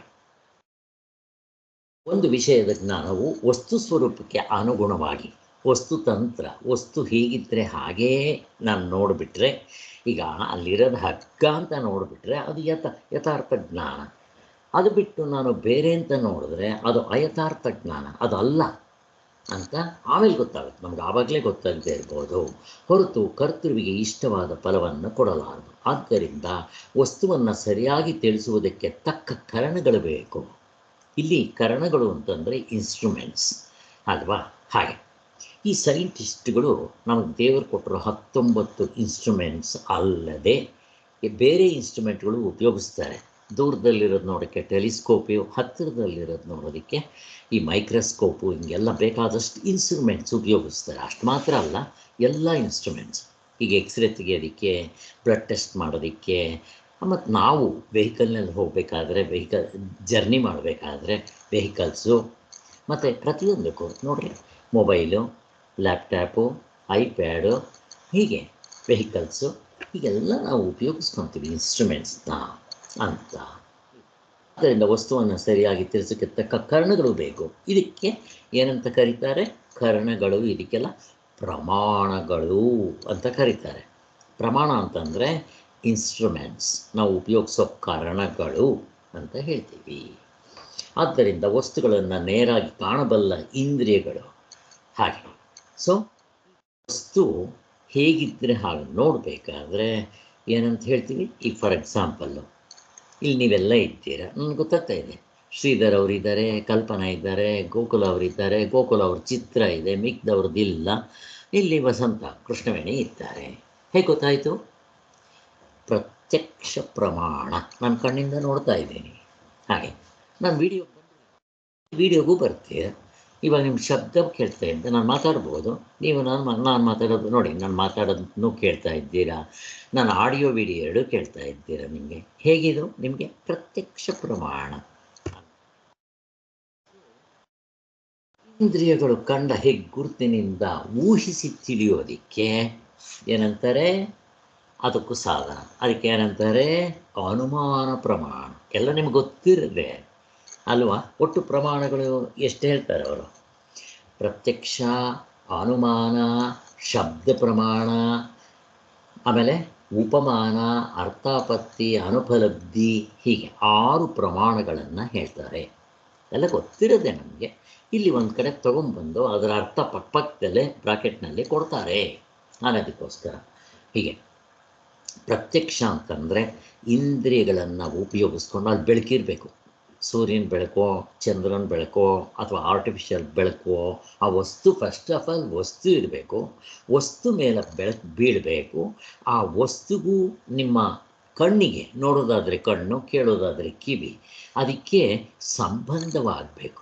ಸಂಬಂಧ ಆದರೆ ಆವಾಗ ನಾನು ಕಂಡೆ ಅಂತೀವಿ. ನಿನ್ನೆ ಹೇಳಿದ್ವಲ್ಲ, ಪ್ರತ್ಯಯ ರೂಪದಲ್ಲಿ ಅದನ್ನು ಪ್ರತ್ಯಕ್ಷ ಪ್ರಮಾಣ ಅಂತ ಕರಿತೀವಿ. ಹಾಗೆಯೇ ನಮಗೆ ವ್ಯವಹಾರದಲ್ಲಿ ಇಷ್ಟು ಬೇಕು, 6 ಪ್ರಮಾಣಗಳು. ಬಟ್ 6 ಇಲ್ಲದೆ ಇದ್ದರೆ 3 ಇದ್ದರೂ ಸಾಕು. ಯಾವುದು? ಪ್ರತ್ಯಕ್ಷ, ಅನುಮಾನ, ಶಬ್ದ ಪ್ರಮಾಣ ಅಂತ. ಇಲ್ಲಿ ಪ್ರತ್ಯಕ್ಷ ಪ್ರಮಾಣ ಗೊತ್ತಾಯಿತು. ಅನುಮಾನ ಪ್ರಮಾಣ ಏನು? ಬೆಟ್ಟದ ಮೇಲೆ ಹೊಗೆ ಇದೆ ಅಂತ. ಆ ಹೊಗೆ ಇದ್ದರೆ ನನಗೇನು ಬೆಂಕಿ ಕಾಣೋದಿಲ್ಲ, ಹೊಗೆ ಕಾಣ್ತಾ ಇದೆ. ಇದು ಇನ್ಫರೆನ್ಸ್. ನಾನೇನು ಮಾಡ್ತೀನಿ? ಇಮ್ಯಾಜಿನ್ ಮಾಡ್ತೀನಿ ಬೆಟ್ಟದ ಮೇಲೆ ಬೆಂಕಿ ಇರಬಹುದು ಅಂತ. ಅಲ್ಲಿ ಹೋಗಿ ಪರೀಕ್ಷೆ ಮಾಡಿದ್ರೆ ಅದು ಬೆಂಕಿ ಅಲ್ಲ, ಫಾಗ್. ಹಾಗೆ ಇಲ್ಲಿ 10 ಗಂಟೆ, ಬೆಳಗ್ಗೆ 10 ಗಂಟೆ ಆದರೂ, ಒಂದು ಸಾರಿ 11 ಗಂಟೆ ಆದರೂ ಫಾಗ್ ಇರುತ್ತೆ. ಆ ಥರ ಚಳಿ ದೇಶದಲ್ಲಿ. ಹಾಗೆ ಈಗ ಒಂದು 3-4 ದಿವಸದಿಂದ ಜಡಿ ಮಳೆ ಅಂದರೆ ಏನು? ನಮ್ಮ ಥರ ಮಳೆ ಇವರು ನೋಡೇ ಇರೋದಿಲ್ಲ. ಅಲ್ಲಿ ಛತ್ರಿನೇ ಬೇಕಾಗಿಲ್ಲ, ಇಲ್ಲಿ ಹಾಗೆ ನಡ್ಕೊಂಡು ಹೋಗ್ಬೋದು. ಹಂಗಿರುತ್ತೆ. ಹಾಗೆ ವೆದರ್ ಹೆಂಗಿರುತ್ತೆ ಅಂದರೆ ಕೋಲ್ಡಾಗಿರುತ್ತೆ. 47 ಡಿಗ್ರಿ ಫ್ಯಾರನೈಟ್ ಈಗ ನಮಗೆ ರಾತ್ರಿ 9 ಗಂಟೆಯಲ್ಲಿ ನನ್ನ ಮೊಮ್ಮಗಳು, ನಾನು ಆಚೆ ಡ್ರಮ್ಗಳನ್ನ ಆಚೆ ಇಡಕ್ಕೆ ಹೋಗಬೇಕು, ಬುಧವಾರ ಆಚೆ ಇಡಬೇಕಾಗುತ್ತೆ. ಇಟ್ಟರೆ ಅವ್ರು ಬಂದು ತೊಗೊಂಡು ಹೋಗ್ತಾರೆ ಎಲ್ಲ. ಸೊ ಅದನ್ನು ಫೋಟೋ ಕಳಿಸ್ತೀನಿ ನೋಡ್ರಿ, ಎಷ್ಟು ಚೆನ್ನಾಗಿ ಅವ್ರು ತೊಗೊಂಡು ಹೋಗ್ತಾರೆ. ಒಂದು ಪೇಪರು, ಒಂದು ಗಲೀಜು ಹಾಕೋದಿಲ್ಲ, ಯಾವ ಮನುಷ್ಯನೂ ಬೇಕಾಗಿಲ್ಲ. ಆ ಲಾರಿನಲ್ಲಿ ಒಬ್ಬ ಇರ್ತಾನೆ, ಅವನೇ 100 ಮನೆಗಳ ಕಸ ಎಲ್ಲ ಅದರಲ್ಲಿ ತುಂಬ್ಕೊಂಡು ಹೋಗ್ತಾನೆ. ಒಂದು ಕಡೆ ಒಂದು ಪೇಪರ್ ಚೆಲ್ಲಿರಲ್ಲ. ಹೇಗಿದೆ ಈ ಸಿಸ್ಟಮ್? ನಾವು ಮಾಡ್ಕೋಬೇಕದು. ಹಾಗೆ ಸೊ ಇರಲಿ. ಹಾಗೆ ಈ ಸಾಯಂಕಾಲ ರಾತ್ರಿ ಹೋದಾಗ ಚಳಿ ಕೈಯೆಲ್ಲ ಕೊರಿತಾ ಇದೆ. ನನ್ನ ಮಗಳು ಇಲ್ಲೇ ಹುಟ್ಟಿರೋದು, ಮೊಮ್ಮಗಳು. ಅವಳು ತಾತ ಅನದರ್ 5 ಮಿನಿಟ್ಸ್ ಅಂತಾಳವಳು. ಮನೆಗೆ ಹೋಗೋಣ ಅಂತಂದರೆ 5 ಮಿನಿಟ್ಸ್. ರಾತ್ರಿ ಹಂಗೂ 1/4 ಗಂಟೆ ವಾಕಿಂಗ್ ಹೋಗಿ ಬಂದ್ವಿ. ಚಳಿ ಕೊರಿತಾ ಇರುತ್ತೆ. ನೀವು ಬರೋ ಅಷ್ಟೊತ್ತಿಗೆ ಕೈಗಳೆಲ್ಲ ಫೀಸ್ ಆದಂಗೆ ಆಗ್ಬಿಡುತ್ತೆ. ಬಂದಿದ್ದ ತಕ್ಷಣ ಕೂತ್ಕೋಬೇಕು ಹೀಟ್ರ್ ಮುಂದೆ ಹಾಕ್ಕೊಂಡು. ಯಾಕೆ ಹೇಳ್ತೀನಿ ಅಂತಂದರೆ, ಇಲ್ಲಿ ವೆದರ್ಗಳು ಹಾಗಿರುತ್ತೆ. ಇಲ್ಲಿ ಅನುಮಾನ ಪ್ರಮಾಣ ಇದು. ಅಲ್ಲಿಗೆ ನಮಗೆ ಇಂದ್ರಿಯಗಳ ಮೂಲಕ ತಿಳಿಯದಿದ್ದಾಗ ಅದನ್ನು ತಿಳಿಸಿಕೊಡಬಲ್ಲ ವಾಕ್ಯಗಳು ಶಬ್ದ ಪ್ರಮಾಣ ಅಂತ. ಸೊ ಇಲ್ಲಿ ಅನುಮಾನ ಪ್ರಮಾಣಕ್ಕೆ ಹೇಗೆ ಅನುಮಾನ ಪ್ರಮಾಣ? ಹಿಂದೆ ನೀವು ಬೆಂಕಿಯನ್ನು ನೋಡಿರ್ತೀರ. ಬೆಂಕಿ ನೋಡಿದಾಗ ಹೊಗೆ ಇದ್ದೇ ಬರುತ್ತೆ. ಹಾಗೆ ಅದಕ್ಕೋಸ್ಕರ ನೀವು ಬೆಟ್ಟದ ಮೇಲೆ ಅಥವಾ ಎಲ್ಲೋ ದೂರದಲ್ಲಿ ಹೊಗೆ ನೋಡಿದ್ರೆ ಬೆಂಕಿ ಕಾಣಿಸ್ದೇ ಇರ್ಬೋದು. ಹೊಗೆ ನಡೆದ ತಕ್ಷಣ ಹಿಂದೆ ನಾನು ನೋಡಿದಾಗ ಬೆಂಕಿ ಇದ್ದರೆ ಹೊಗೆ ಬರುತ್ತೆ, ಆದ್ದರಿಂದ ಅಲ್ಲಿ ಬೆಂಕಿ ಇರಬೇಕು ಅನ್ನೋದು. ಈಗ ಕಾಡು ಸುಟ್ಟೋಗ್ಬಿಡುತ್ತೆ, ನಮ್ಗೆ ಹೊಗೆ ಕಾಣುತ್ತೆ, ಬೆಂಕಿ ಕಾಣೋದಿಲ್ಲ ದೂರದಲ್ಲಿ. ಹಾಗೆ ಆ ಥರ ಅದಕ್ಕೋಸ್ಕರ ಹೀಗೆ ಗೊತ್ತಾಗುತ್ತೆ. ಇದಕ್ಕೆ ಅನುಮಾನ ಪ್ರಮಾಣ, ಅನುಮಾನ ಇನ್ಫರೆನ್ಸ್ ಅಂತ ಹೇಳ್ತೀವಿ. ಕೆಲವು ಶಬ್ದ ಪ್ರಮಾಣ. ಶಬ್ದ ಅಂತಂದರೆ ಏನಿಲ್ಲಿ? ದೊಡ್ಡವ್ರು ಹೇಳೋ ಮಾತು, ಅಥವಾ ಹಿರಿಯರು ಹೇಳೋ ಮಾತು, ಅಥವಾ ಶಾಸ್ತ್ರ ಪ್ರಮಾಣ ಅಂತ. ಸೊ ನಮಗೆ ಈ ಕರ್ಮಕಾಂಡ, ಉಪಾಸನ ಕಾಂಡ, ಜ್ಞಾನಕಾಂಡ ತಿಳಿಸ್ಕೊಡ್ಬೇಕಾದ್ರೆ ಯಾರು ತಿಳಿಸ್ಕೊಡ್ಬೇಕು? ಶಾಸ್ತ್ರವೇ ತಿಳಿಸ್ಕೊಡ್ಬೇಕು. ಅದಕ್ಕೆ ಶಾಸ್ತ್ರ ಪ್ರಮಾಣ ಅಂತೀವಿ. ಈಗ ನಮಗೆ ಈ ಶಬ್ದ ಪ್ರಮಾಣಕ್ಕೆ ಎಲ್ಲ ನಂಬ್ಕೋಬೇಕು ಅಂತಂದಿದ ತಕ್ಷಣ ನಾವು ಬಾಯಿ ಬಿಟ್ಬಿಡ್ತೀವಲ್ಲ, ಓಹೋ ಏನೆಲ್ಲ ನಂಬ್ಕೋಬೇಕಾ ಅಂತ. ಈಗ ನಾವು ತಂದೆ ತಾಯಿಗಳು ಕೊಟ್ಟಿರ್ತೀವಿ, ಏನು ನಾನು ಕಂಡಿದ್ದೀನೇನೋ, ಏನು ಮಾಡಿದ್ವಿ ಇವಾಗ, ನಂಬ್ಕೊಂಡ್ವಿ ಅವ್ರು ಹೇಳಿದ್ದನ್ನು. ಬಾಹುಬಲಿ ಪಿಕ್ಚರ್ ಅಲ್ವಾ? ಅದರಿಂದ ಪ್ರಪಂಚದಲ್ಲಿ ಪ್ರತಿಯೊಂದು ನಂಬಿಕೆ ಮೇಲೆ ಡಿಪೆಂಡ್ ಆಗ್ತಾ ಇರುತ್ತೆ. ಒಟ್ಟಿನಲ್ಲಿ ಇದನ್ನು ಶಬ್ದ ಪ್ರಮಾಣ ಅಂತಾರೆ. ಗೊತ್ತಿರೋರು ಅಥವಾ ನಮ್ಮ ಹಿರಿಯರು ಅಥವಾ ನಮ್ಮ ನಂಬಿಕೆ ಇರೋರು ಹೇಳಿದಾಗ ನಂಬ್ಕೊತೀವಿ ಅನ್ನೋದು. ಇಲ್ಲಿ ಇಂಪಾರ್ಟೆಂಟ್ ನಮಗೆ ಶಬ್ದ ಪ್ರಮಾಣ ಅಂತಂದರೆ ಶಾಸ್ತ್ರವೇ ಶಬ್ದ ಪ್ರಮಾಣ, ಮತ್ತು ಅದನ್ನು ಅಂತ್ಯ ಪ್ರಮಾಣ ಅಂತ ಕೂಡ ಕರೀತಾರೆ. ಈಗ ಈ ಪ್ರಮಾಣಕ್ಕೆ ಎಷ್ಟೋ ಸರ್ ನಮಗೊಂದು ಗಾದೆನೇ ಇದೆ, ಪ್ರತ್ಯಕ್ಷವಾಗಿ ಕಂಡದ್ದನ್ನು ಕೂಡ ವಿಚಾರ ಮಾಡಿ ನೋಡು ಅಂತಾರೆ ಅಲ್ವಾ? ಅದಕ್ಕೇನೋ ಒಂದು ಗಾದೆನ ಹೆಸರೇ ಇದೆ, ಹೆಸರು ತುಂಬ ಚೆನ್ನಾಗಿದೆ. ಪ್ರತ್ಯಕ್ಷ ಕಂಡರೂ ಪ್ರಮಾಣಿಸಿ ನೋಡು. ಪ್ರತ್ಯಕ್ಷವಾಗಿ ಕಂಡರೂ ಪ್ರಮಾಣಿಸಿ ನೋಡು ಅಂತ ಹೇಳೋದು ಆ ಥರ ಹಾಗೆಲ್ಲ ಇರುತ್ತೆ. ಒಟ್ಟಿನಲ್ಲಿ ಈ ಪ್ರತ್ಯಕ್ಷ, ಅನುಮಾನ, ಶಬ್ದ ಪ್ರಮಾಣ ಈ ಮೂರಕ್ಕೂ ಈ ಪ್ರತ್ಯಕ್ಷವೇ ಆಧಾರವಾಗಿರುತ್ತೆ. ಹೇಗೆ? ಈಗ ಅನುಮಾನ ಪ್ರಮಾಣ, ಪ್ರತ್ಯಕ್ಷಕ್ಕಂತೂ ಪ್ರತ್ಯಕ್ಷ ನಮ್ಮ ಇನ್ಸ್ಟ್ರೂಮೆಂಟ್ಸ್ ಇರುತ್ತೆ. ಅನುಮಾನಕ್ಕೆ ಹೇಗೆ? ಹಿಂದೆ ನೀವು ಬೆಂಕಿ ನೋಡಿರ್ತೀರ, ಅದಕ್ಕೆ ಆಧಾರ ಏನಾಯಿತು? ಪ್ರತ್ಯಕ್ಷವೇ. ಈಗ ಅನುಮಾನ ಪ್ರಮಾಣಕ್ಕೆ ಮುಕ್ತನಾಗಿರ್ತಾರೆ, ಅದಕ್ಕೆ ಯಾವುದು? ಅನುಭವವೇ. ಹಾಗೆ ಹೀಗೆ ಇಷ್ಟು 3 ಪ್ರಮಾಣಗಳಿಟ್ಕೊಂಡ್ರೆ ಸಾಕು. ಇನ್ನೂ 3 ಪ್ರಮಾಣಗಳನ್ನ ಇಲ್ಲಿ ಹೇಳ್ತಾ ಇದ್ದಾರೆ. ನಾವು ಅದನ್ನು ಕೂಡ ಸ್ವಲ್ಪ ತಿಳ್ಕೊಂಡ್ರೆ ಒಳ್ಳೆಯದು. ಈ 3 ಪ್ರಮಾಣಗಳು ತಿಳ್ಕೊಂಡ್ರೆ ಸಾಕು, ಅವಶ್ಯಕ. ಈ 3ಕ್ಕೂ ಕೂಡ ಆಧಾರ ಯಾವುದು? ಪ್ರತ್ಯಕ್ಷ ಪ್ರಮಾಣ. ಅದು ಚೆನ್ನಾಗಿ ಜ್ಞಾಪಕ ಇಟ್ಕೋಬೇಕು ನೀವು. ಆಮೇಲೆ ಈಗ ಇನ್ನು ಮಿಕ್ಕಿರೋದು 3 ಯಾವುದು? ಅದಕ್ಕೆ ಅನುಮಾನದಂತೆಯೇ ಊಹಿಸಿ ಕಲ್ಪಿಸುವುದಕ್ಕೆ ಉಪಮಾನ. ಉಪಮಾನ ಅಂದರೆ ಹೋಲಿಸಿ ಅರಿಯುವುದು, ಕಂಪ್ಯಾರಿಸನ್. ಹೇಗೆ? ಪ್ರಾಣಿಗಳಿಗೆ 4 ಕಾಲಿರುತ್ತೆ. ಈಗ ಹಸು ತಗೊಳ್ರಿ, ಎಮ್ಮೆ ತಗೊಳ್ರಿ, ಇದು ಕಪ್ಪಗಿದೆ, ಇದು ಬೆಳ್ಳಗಿದೆ, ಅದು ಕಾಲುಗಳು 4 ಕಾಲುಗಳಿದೆ ಅಂತ ಅನ್ನೋದು. ಹೀಗೆ ಸಮಥಿಂಗ್ ಹೋಲಿಸ್ಕೊಳ್ಳೋದು. ಹಸುಗೆ ಗೊಜ್ಜಲು ಇದೆ ಅಂದರೆ ಅದಕ್ಕೆ ಓರಿಗೆ ಇದೆಲ್ಲ ಇರುತ್ತಲ್ಲ, ಅದಕ್ಕೇನೋ ಹೆಸರು ಹೇಳ್ತಾರೆ ಅದಕ್ಕೆ. ಹೀಗೆ ಅದಕ್ಕೆ ಅನುಮಾನ, ಇದು ಕೂಡ ಪ್ರತ್ಯಕ್ಷದ ಮೇಲೆ ಡಿಪೆಂಡ್ ಆಗುತ್ತೆ. ಇದಕ್ಕೆ ಉಪಮಾನ ಅಂತ ಹೇಳ್ತಾರೆ ಇದು. ಇನ್ನು ಅರ್ಥಾಪತ್ತಿ, ಅದರಲ್ಲಿ ಅರ್ಥ ಇರುತ್ತೆ, ನಾವು ಅದನ್ನು ಊಹಿಸ್ಕೋಬೇಕು. ಅರ್ಥಾಪತ್ತಿ ಹಾಗಂದರೆ ಏನು? ಈ ಎಕ್ಸಾಂಪಲ್ ಹೇಳ್ಬಿಡ್ತೀನಿ, ನಿಮ್ಗೆ ಅರ್ಥ ಆಗುತ್ತೆ. ಅರ್ಥಾಪತ್ತಿ ಅಂತಂದರೆ ಅರ್ಥದ ಮೇಲೆ ಡಿಪೆಂಡ್ ಆಗ್ತಾ ಇರ್ತದೆ. ಹೇಗೆ? ಈಗ ಒಬ್ಬ ತುಂಬ ದಪ್ಪಕ್ಕಿದ್ದಾನೆ, ಅವನು ಏನೂ ಊಟ ಮಾಡಲ್ವಂತೆ ಅಂತ ಹೇಳಿದ ತಕ್ಷಣ ಏನು ಹೇಳ್ತೀರಾ? ಅವನು ರಾತ್ರಿ ಹೊತ್ತು ಯಾರು ನೋಡದೇ ಇರೋ ಸಮಯದಲ್ಲಿ ಕದ್ದು ತಿಂತಾನೆ. ಅದಕ್ಕೆ ಏನಂತಾರೆ? ಅರ್ಥಾಪತ್ತಿ. ಅವನು ತಪ್ಪಕ್ಕಿರಬೇಕಾದ್ರೆ ಅದಕ್ಕೊಂದು ಅರ್ಥ ಇದೆ, ತಿಂದಿರಬೇಕು. ಅವನು ಬೆಳಗ್ಗೆ ತಿಂದೇ ಇದ್ದರೆ ಗೊತ್ತಿಲ್ದಂಗೆ ರಾತ್ರಿ ಹೊತ್ತು ಬೇರೆಯವ್ರು ಕಾಣದೇ ಇರೋ ರಾತ್ರಿ ಹೊತ್ತು ಕತ್ಕೊಂಡು ತಿಂದಿರ್ತಾನೆ. ಇದು ಅರ್ಥಾಪತ್ತಿ. ಇನ್ನು ಅನುಪಲಬ್ಧಿ. ಆ ಅರ್ಥಾಪತ್ತಿಗೆ ಕನ್ನಡದಲ್ಲಿ ಏನಂತ ಗೊತ್ತಾ? ಹೀಗಿರುವುದರಿಂದ ಹೀಗೆಂದಾಯಿತು, ಇವನು ತಪ್ಪಕ್ಕಿರೋದ್ರಿಂದ ಕದ್ದು ತಿಂದಿರ್ತಾನೆ, ಇವನು ಸುಮ್ಮನೆ ಸುಳ್ಳು ಹೇಳ್ತಾನೆ ಅಂತ. ಇದಕ್ಕೆ ಅರ್ಥಾಪತ್ತಿ ಅಂತ. ಅನುಪಲಬ್ಧಿ ಅಂತ ಪ್ರಮಾಣದಿಂದ ಕಾಣದೇ ಇರುವುದು. ಈಗ ಉದಾಹರಣೆಗೆ ನನಗೆ ಇಲ್ಲಿ ಯಾರನ್ನಾದರೂ ಕೇಳಿದೆ ಅಂತ ಇಟ್ಕೊಳ್ರಿ, ಪ್ರತಿಭಾ ಎಲ್ಲಿ ಅಂತಂದರೆ ಪ್ರತಿಭಾ ಎಲ್ಲೋ ಬೇರೆ ಕಡೆ ಇದ್ದಾರೆ.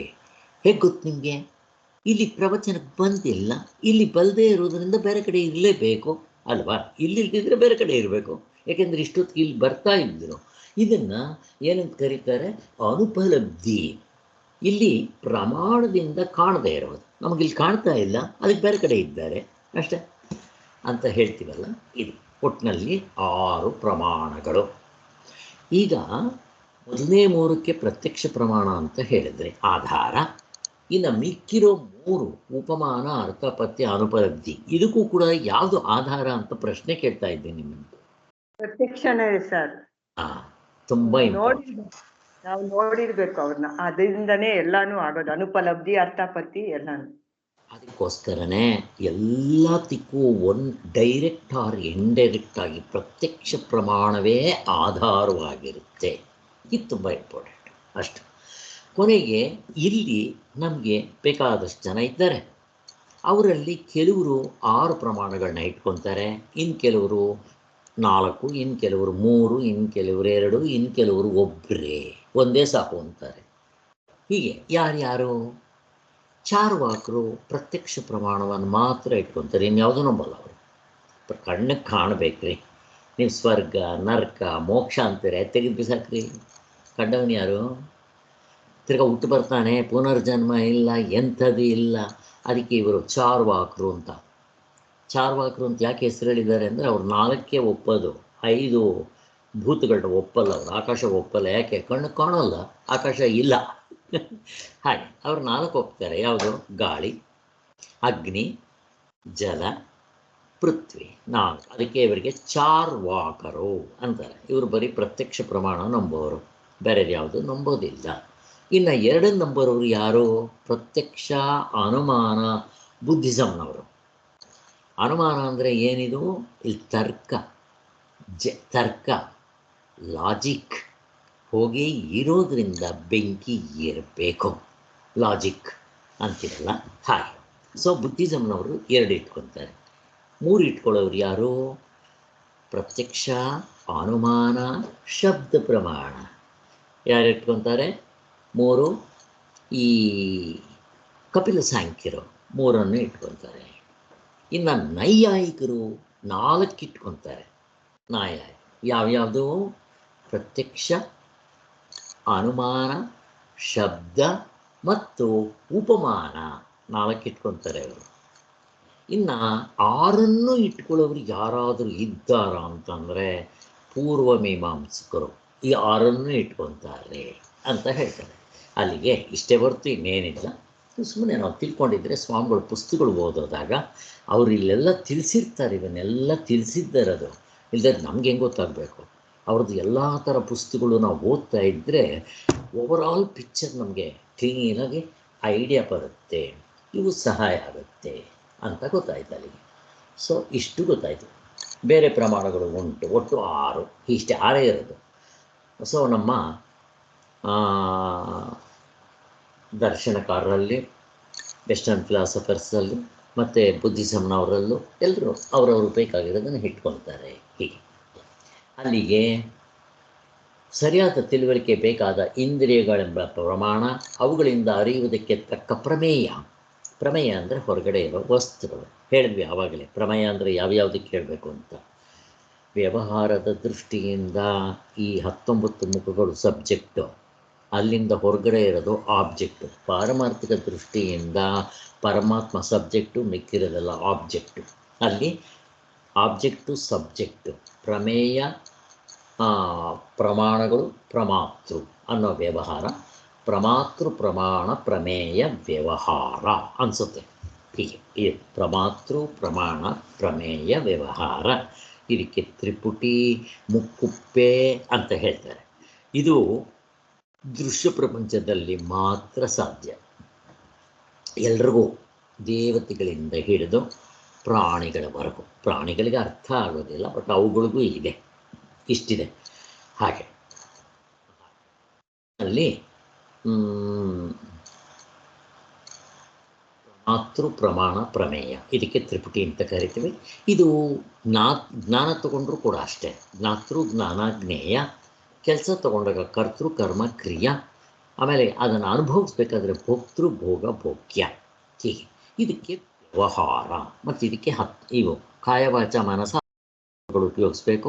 ಇದು ಬರೀ ಇಷ್ಟಿದ್ರೆ ಸಾಲದು, ಆದಿ ಭೌತಿಕ ಇರಬೇಕು, ಆದಿ ದೈವಿಕ, ಕಾಲ ದೇಶ ಕಾರ್ಯಕಾರಣ ಅವಸ್ಥೆ ಒಳಗಡೆ ಇರಬೇಕು. ಇಷ್ಟಂತೂ ಗೊತ್ತಾಯಿತು. ಈ ಇಷ್ಟೂ ಕೂಡ ಲೌಕಿಕ ವೈದಿಕ ಪಾರಮಾರ್ಥಿಕ ಇಷ್ಟಕ್ಕೂ ಬೇಕು. ನಾವು ತತ್ವದಲ್ಲಿ ನಿಂತಾಗ ಇವೆಲ್ಲ ಕಿತ್ಕೊಂಡು ಹೋಗುತ್ತೆ ಅಂತಂದರೆ ಇವಕ್ಕೆ ಬೆಲೆ ಇಲ್ಲ ಅನ್ನೋದು. ಅಂದರೆ ಏನಾಗುತ್ತೆ, ಇವು ವ್ಯವಹಾರ ಮಾಡೋದಕ್ಕೆ ಬೇಕು, ಪಾರಮಾರ್ಥಿಕಕ್ಕೆ ಬೇಕಾಗಿಲ್ಲ. ಜ್ಞಾನಕಾಂಡ ಇದು ನೀವು ಆ ಘಡನಿದ್ರೆಯಲ್ಲಿದ್ದಾಗ ಇವೆಲ್ಲ ಇರೋದಿಲ್ಲ, ಸೊಲ್ಲೇ ಇಲ್ಲ. ಯಾಕೆ? ಅವಸ್ಥೆ ಒಳಗಡೆ ಇರೋ 1/2 ಡಜನ್ ಪ್ರಶ್ನೆನೇ ಇಲ್ಲ. ಘಡನಿದ್ರೆಯಲ್ಲಿ ವ್ಯವಹಾರ ಇಲ್ಲ, ಆದ್ದರಿಂದ ಅಲ್ಲಿ ಈ ಪ್ರಶ್ನೆನೇ ಬರೋಲ್ಲ. ಇನ್ನು ಅದರ ನೆಕ್ಸ್ಟ್ 9ನೇದು, ಪ್ರಮೇಯವಾಗಿರುವ ಪದಾರ್ಥಗಳಲ್ಲಿ ಇಂಥ ದೇಶ, ಸ್ಥಳ, ಕಾಲ, ನಿಯಮಿತಗಳು. ಇವಾಗ ಇಷ್ಟೆಲ್ಲ ಆದಮೇಲೆ ವ್ಯವಹಾರ, ಈ ಪ್ರತ್ಯಕ್ಷ ಅನುಮಾನ ಶಬ್ದ ಪ್ರಮಾಣ ಆದರೆ ಅದರ ಜೊತೆಗೆ ಕರ್ತೃತ್ವ ಭೋಕ್ತೃತ್ವ ಇವೆಲ್ಲ ಆದರೆ ತ್ರಿಪುಟಿ ಅಥವಾ ಮುಕ್ಕುಪ್ಪೆ, ಇದಕ್ಕೆ ವಿಶೇಷ ಜ್ಞಾನ ಅಂತ ಕರೀತಾರೆ ದೃಶ್ಯ ಪ್ರಪಂಚದಲ್ಲಿ. ಸೊ ಇವು ಆಗಬೇಕಾದ್ರೆ ಬರೀ 3 ಇದ್ದರೆ ಸಾಲದು. ಆಧ್ಯಾತ್ಮಿಕ, ಆದಿಭೌತಿಕ, ಆದಿದೈವಿಕ, ಅದರ ಜೊತೆಗೆ ಕಾಲ, ದೇಶ, ಕಾರ್ಯ, ಕಾರಣ ಭಾವ ಇರಲೇಬೇಕು. ನಿಮಗೆ ಎಷ್ಟೋ ಸರಿ ಹೇಳಿದ್ದೆ ಇದಕ್ಕೆ. ಈಗ ನಾನು ಹುಟ್ಟಿದೆ ಅಂತಂದರೆ ಎಲ್ಲಿ, ಯಾವ ಸಮಯದಲ್ಲಿ, ಯಾರು ಹುಟ್ಟಿದ್ವಿ, ಕಾರಣ. ನಾನು ಕಾರ್ಯ, ಅವರು ಕಾರಣ, ಸ್ಥಳ ಮತ್ತು ಸಮಯ ಎಲ್ಲ ಬೇಕಾಗುತ್ತೆ ನೋಡ್ರಿ. ಇಷ್ಟಿಲ್ಲದೆ ಇದ್ದರೆ ಮಿಸ್ಕಕ್ಕೆ ಬರೋದಿಲ್ಲ. ಅದಕ್ಕೋಸ್ಕರ ಇಷ್ಟು ಬೇಕಾಗುತ್ತೆ ಅಂತ ಹೇಳ್ತಾ ಇದ್ದಾರೆ. ಅದಕ್ಕೆ ಗೊತ್ತಾದ ನಿಯಮಗಳಿರುತ್ತೆ. ಈ ನಿಮಗೆ ಕಾರ್ಯಕಾರಣ ವ್ಯವಹಾರ ನಿಯಮ, ಇದು ಒಂದು ಪದ್ಧತಿ, ನಿಯಮ. ಹಾಗೇ ಆಗಬೇಕು, ಇಲ್ಲದ್ರೆ ಬೇರೆ ಥರ ಮಾಡೋಕ್ಕೆ ಬರೋದಿಲ್ಲ ಅಂತ ಹೇಳ್ತಾರೆ. ಸೊ ಈಗೇನಾಯಿತು, ಲೌಕಿಕ ಆಯಿತು, ಶಾಸ್ತ್ರೀಯ ಆಯಿತು, ಇವಾಗ ಪಾರಮಾರ್ಥಿಕ. ನೋಡ್ರಿ, ಅವರಲ್ಲಿ ಶಾಸ್ತ್ರೀಯ ಅಂತ ಅಂದಾಗ ಅದು ವೈದಿಕ ಅಥವಾ ಶಾಸ್ತ್ರೀಯ. ಈಗ ಇವಾಗ ಇನ್ನೊಂದು ಪಾರಮಾರ್ಥಿಕ ಹೇಳ್ತಾ ಇದ್ದಾರೆ, 5ನೇ ಚಾಪ್ಟರ್. ಹೀಗೆ ಲೌಕಿಕ ವ್ಯವಹಾರದಲ್ಲಿರುವವರಿಗೆ ಕಾಣುಬರುವ ಕೆಲವು ಪದಾರ್ಥಗಳು ಸತ್ಯವಾಗಿರಲಾರವು, ಮತ್ತೆ ಕೆಲವು ಮಿಥ್ಯಾ ಅಮೃತ ಹುಸಿ ತೋರಿಕೆ,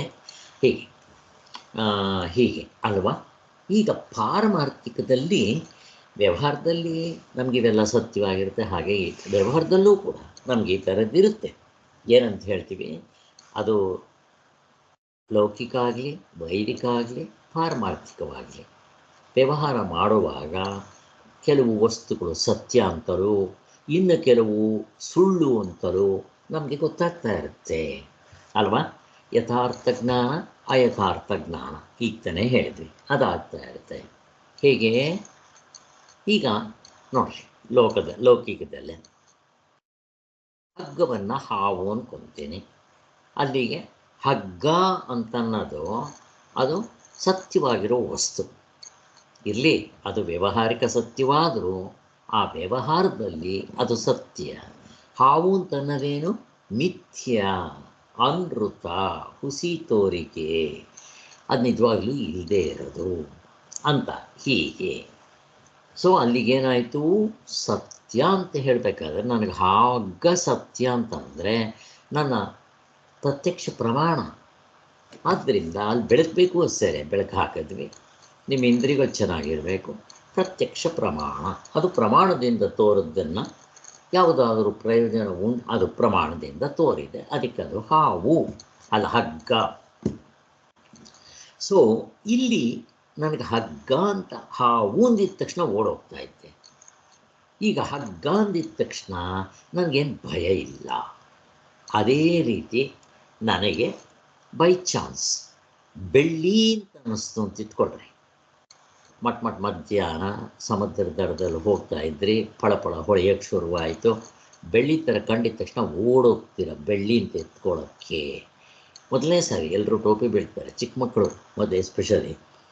ಅದು ಬೆಳ್ಳಿ ಅಲ್ಲ, ಕಪ್ಪೆ ಚಿಪ್ಪು ಅಂತ ಗೊತ್ತಾಗಿದ ತಕ್ಷಣ ಸುಮ್ಮನೆ ಆಗಿಬಿಡ್ತೀವಿ. ಅಲ್ಲಿಗೆ ಏನಾಗುತ್ತೆ,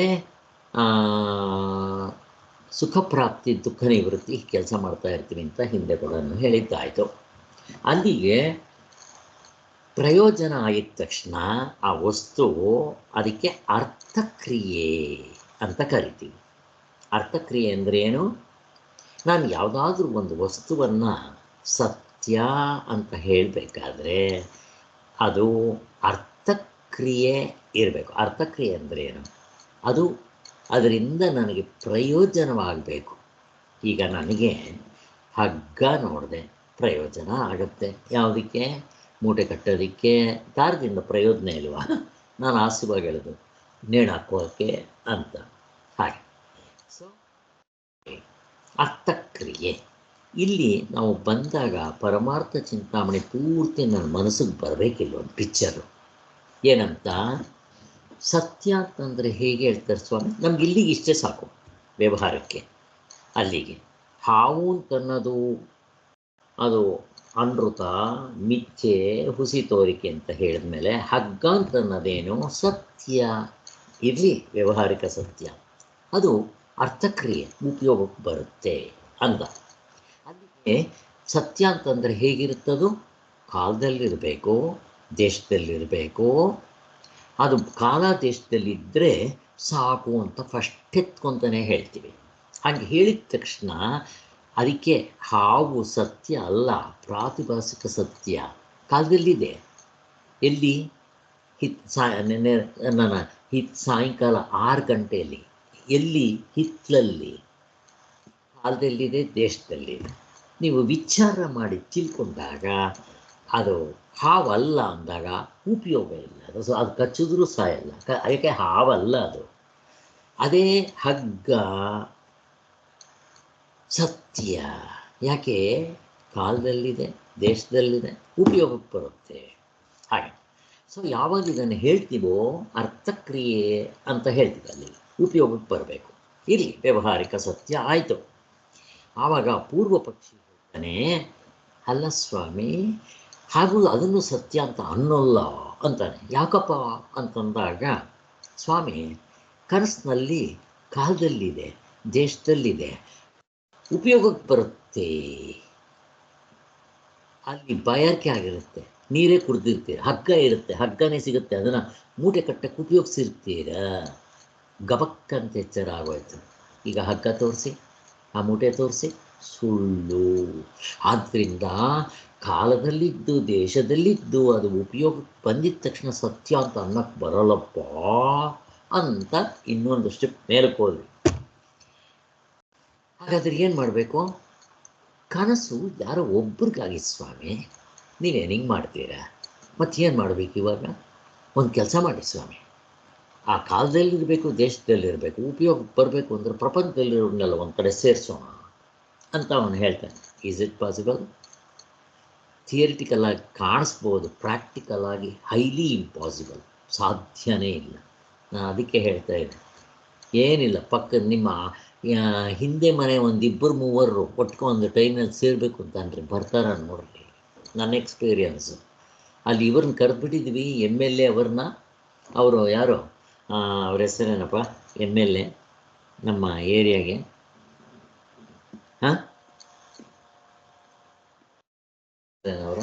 ಅವ್ರ ತಂದೆ ಪೊಲೀಸ್ ಆಫೀಸರ್ ಆಗಿರ್ತಾರೆ. ನಿಮ್ಗೆ ಹೆಸರು ಜ್ಞಾಪಕ ಬರೋದು ಈಗ. ಇರಲಿ, ಅವರು ಪರವಾಗಿ ಕೂಡ ಅವ್ರನ್ನ ಹೋಗಿ ಭೇಟಿ ಮಾಡ್ಕೊಂಡು ಬಂದ್ವಿ. ಅವರು ಬರ್ತೀವಿ ನಿಮ್ಮ ಏರಿಯಾಗೆ ಅಂತಂದರೆ ಅಲ್ಲಿ ಅವನು ಗತಿ ಇಲ್ಲ. ನಾನು ನನ್ನ ಹೆಂಡತಿ ಕರಿಬೇಕು, ನಮ್ಮ ಕೆಲಸದವನು ಕರಿಬೇಕು ಅಷ್ಟೇ. ಅವ್ರು ಬರ್ತೀವಿ ಅಂದರೆ ಒಂದು 10 ಜನ ಆದರೂ ಇರೋದು ಬೇಡವಾ? ಯಾವನೂ ಇರೋಲ್ಲ ಅಲ್ಲಿ. ಹಾಗೆ ನಾವು ಒಂದು ಕಡೆ ಒಂದು 5 ಜನ ಸೇರಿಸ್ಬೇಕಂದ್ರೆ ಸಿಗದೇ ಇದ್ದರೆ ಪ್ರಪಂಚದಲ್ಲಿರೋನೆಲ್ಲ ಒಟ್ಟಿಗೆ ಸೇರಿಸೋದು ಹೆಂಗಪ್ಪ? ಆಗದೆ ಇರೋ ಕೆಲಸ. ಆದ್ದರಿಂದ ಇದು ಸಾಧ್ಯ ಇಲ್ಲ. ಅದಕ್ಕೆ ಹೇಳಿದ್ದು, ನಮಗೆ ಸತ್ಯ ಅಂದರೆ ಹೇಗಿರಬೇಕು ಅಂತಂದರೆ, ನಿಮಗೆ ಕೋಟಿ ವರ್ಷಗಳು ಕೊಟ್ಟರು ನೀವು ಹುಡುಕಿದ್ರು ನಿಮಗೆ ಸಿಗಲ್ಲಪ್ಪ. ಮತ್ತಿವಾಗ ಎಲ್ಲಿಗೆ ಮರೆ ಹೋಗ್ಬೇಕು ನಾನು? ಸತ್ಯ ಅಂತ ತಿಳಿಸ್ಕೋದು ಯಾರು ನನಗೆ? ಎಲ್ಲಿಗೆ ಹೋಗ್ಬೇಕು ಮರೆ? ಪ್ರಶ್ನೆ. ಶಾಸ್ತ್ರ. ಅದಕ್ಕೆ ತಿಳಿದವರು ಶಾಸ್ತ್ರ ತಿಳಿಸ್ಕೊಡುತ್ತೆ. ಅದಕ್ಕೋಸ್ಕರನೇ ಶಾಸ್ತ್ರ ಪ್ರಮಾಣ, ಶಬ್ದ ಪ್ರಮಾಣ ಅನ್ನೋದು. ಹಾಗೆ ಶಾಸ್ತ್ರ ಏನು ಹೇಳುತ್ತೆ? ಯಾವ ವಸ್ತು ಇಲ್ದಂಗೆ ಆಗಬಾರ್ದು, ಬದಲಾವಣೆ ಆಗಬಾರ್ದು. ಅವೆರಡು ಹೇಳಿದ್ರೆ ಸಾಕು, ಮಿಕ್ಕಿರೋದೇನು ಬೇಕಾಗಿಲ್ಲ. 3ನೇದು, ಯಾವತ್ತೂ ಅದು ಸಬ್ಜೆಕ್ಟ್ ವಿಷಯೀ ಆಗಿರ್ಬೇಕು. ಮುಗಿದೋಯ್ತು. ಈಗ ಲೆಕ್ಕ ಹಾಕ್ಕೊಳ್ರಿ, ನೀವು ಹುಡುಕ್ರಿ, ಯಾವ್ದು ಹುಡುಕ್ತೀರೋ ಆಗೋಯ್ತು. ಈ ಒಂದು ಓರಿಗಲ್ಲಿಗೆ ಹಚ್ಚಿ ನೋಡ್ರಿ, ಮುಗಿದೋಯ್ತು. ಹಾವು ಪ್ರಾತಿಭಾಸಿಕ ಸತ್ಯ, ಹಗ್ಗ ವ್ಯಾವಹಾರಿಕ ಸತ್ಯ, ಮತ್ತು ಪಾರಮಾರ್ಥಿಕ ಸತ್ಯ ಯಾವುದು? ಆತ್ಮನೇ. ಮುಗಿದೋಯ್ತು. ಎಷ್ಟು ಸುಲಭವಾಗಿ ತೋರಿಸ್ಬಿಟ್ರು ಅಂತ. ಹೀಗೆ ಅದಕ್ಕೋಸ್ಕರ ಈ ಸತ್ಯ ಅಂದರೆ ಏನು, ಮಿಥ್ಯ ಅಂತಂದರೆ ಏನು, ಅರ್ಥಕ್ರಿಯೆ ಅಂದರೆ ಏನು, ಇವುಗಳೆಲ್ಲ ನಮಗೆ ಕ್ಲೀನಾಗಿ ಶುರುವಾಗಿ ಗೊತ್ತಾಗುತ್ತೆ. ಹಾಗೆ ಅದಕ್ಕೋಸ್ಕರ ಇಲ್ಲೇ ಇರೋ ವಸ್ತುಗೆ ಮಿಥ್ಯ, ಅನೃತ, ಹುಸಿ ತೋರಿಕೆ, ಭ್ರಾಂತಿ, ಮಿಥ್ಯಾಜ್ಞಾನ ಕನ್ನಡದಲ್ಲಿ ತಪ್ಪು ತಿಳುವಳಿಕೆಯಿಂದ ಇದ್ದಂತೆ ತೋರೋದು ಅಷ್ಟೇ, ಹಾಗಾಯಿತು. ಸೊ ಅಲ್ಲಿ ಹಗ್ಗವನ್ನು ತೋರಿಸುವ ಆ ಹಗ್ಗ ಏನಂತ ಕರಿತೀವಿ ನಾವು? ಸಮ್ಯಕ್ ಜ್ಞಾನ, ಪ್ರಮಿತಿ. ಈಗ ನಾನು ಮಡಕೆ ನೋಡ್ತೀನಿ, ತೋರಿಸ್ತೀನಿ, ನೀವೆಲ್ಲರೂ ನೋಡ್ತೀರಿ, ನಾನು ನೋಡ್ತೀನಿ. ಇದು ಮಡಕೆ ಅಂತ ಹೇಳ್ತೀನಿ. ಅದರ ಫಲ ಅದನ್ನೇನಂತ ಕರಿತೀವಿ ಅಲ್ಲಿ? ಅದಕ್ಕೆ ಪ್ರಮಿತಿ. ಇದು ಹಗ್ಗ ಅಂತ ಗೊತ್ತಾಗುತ್ತಲ್ಲ, ಅದನ್ನು ಹಾಗೆ ಆಯಾ ವಸ್ತು ಜ್ಞಾನಕ್ಕೆ ಪ್ರಮಿತಿ ಅಂತ ಟೋಟಲ್ ಆಗಿ ಕರಿತೀವಿ. ಹಾಗೆ ಸರಿಯಾದ ತಿಳುವಳಿಕೆ. ಯಾವಾಗ ಸರಿಯಾದ ತಿಳುವಳಿಕೆ ಬರುತ್ತೋ, ಕೆಲವು ಸಲ ತಪ್ಪಾಗಿ ತಿಳ್ಕೊಂಡಿದ್ರೆ ಅದು ಬಾಧಿತವಾಗುತ್ತೆ.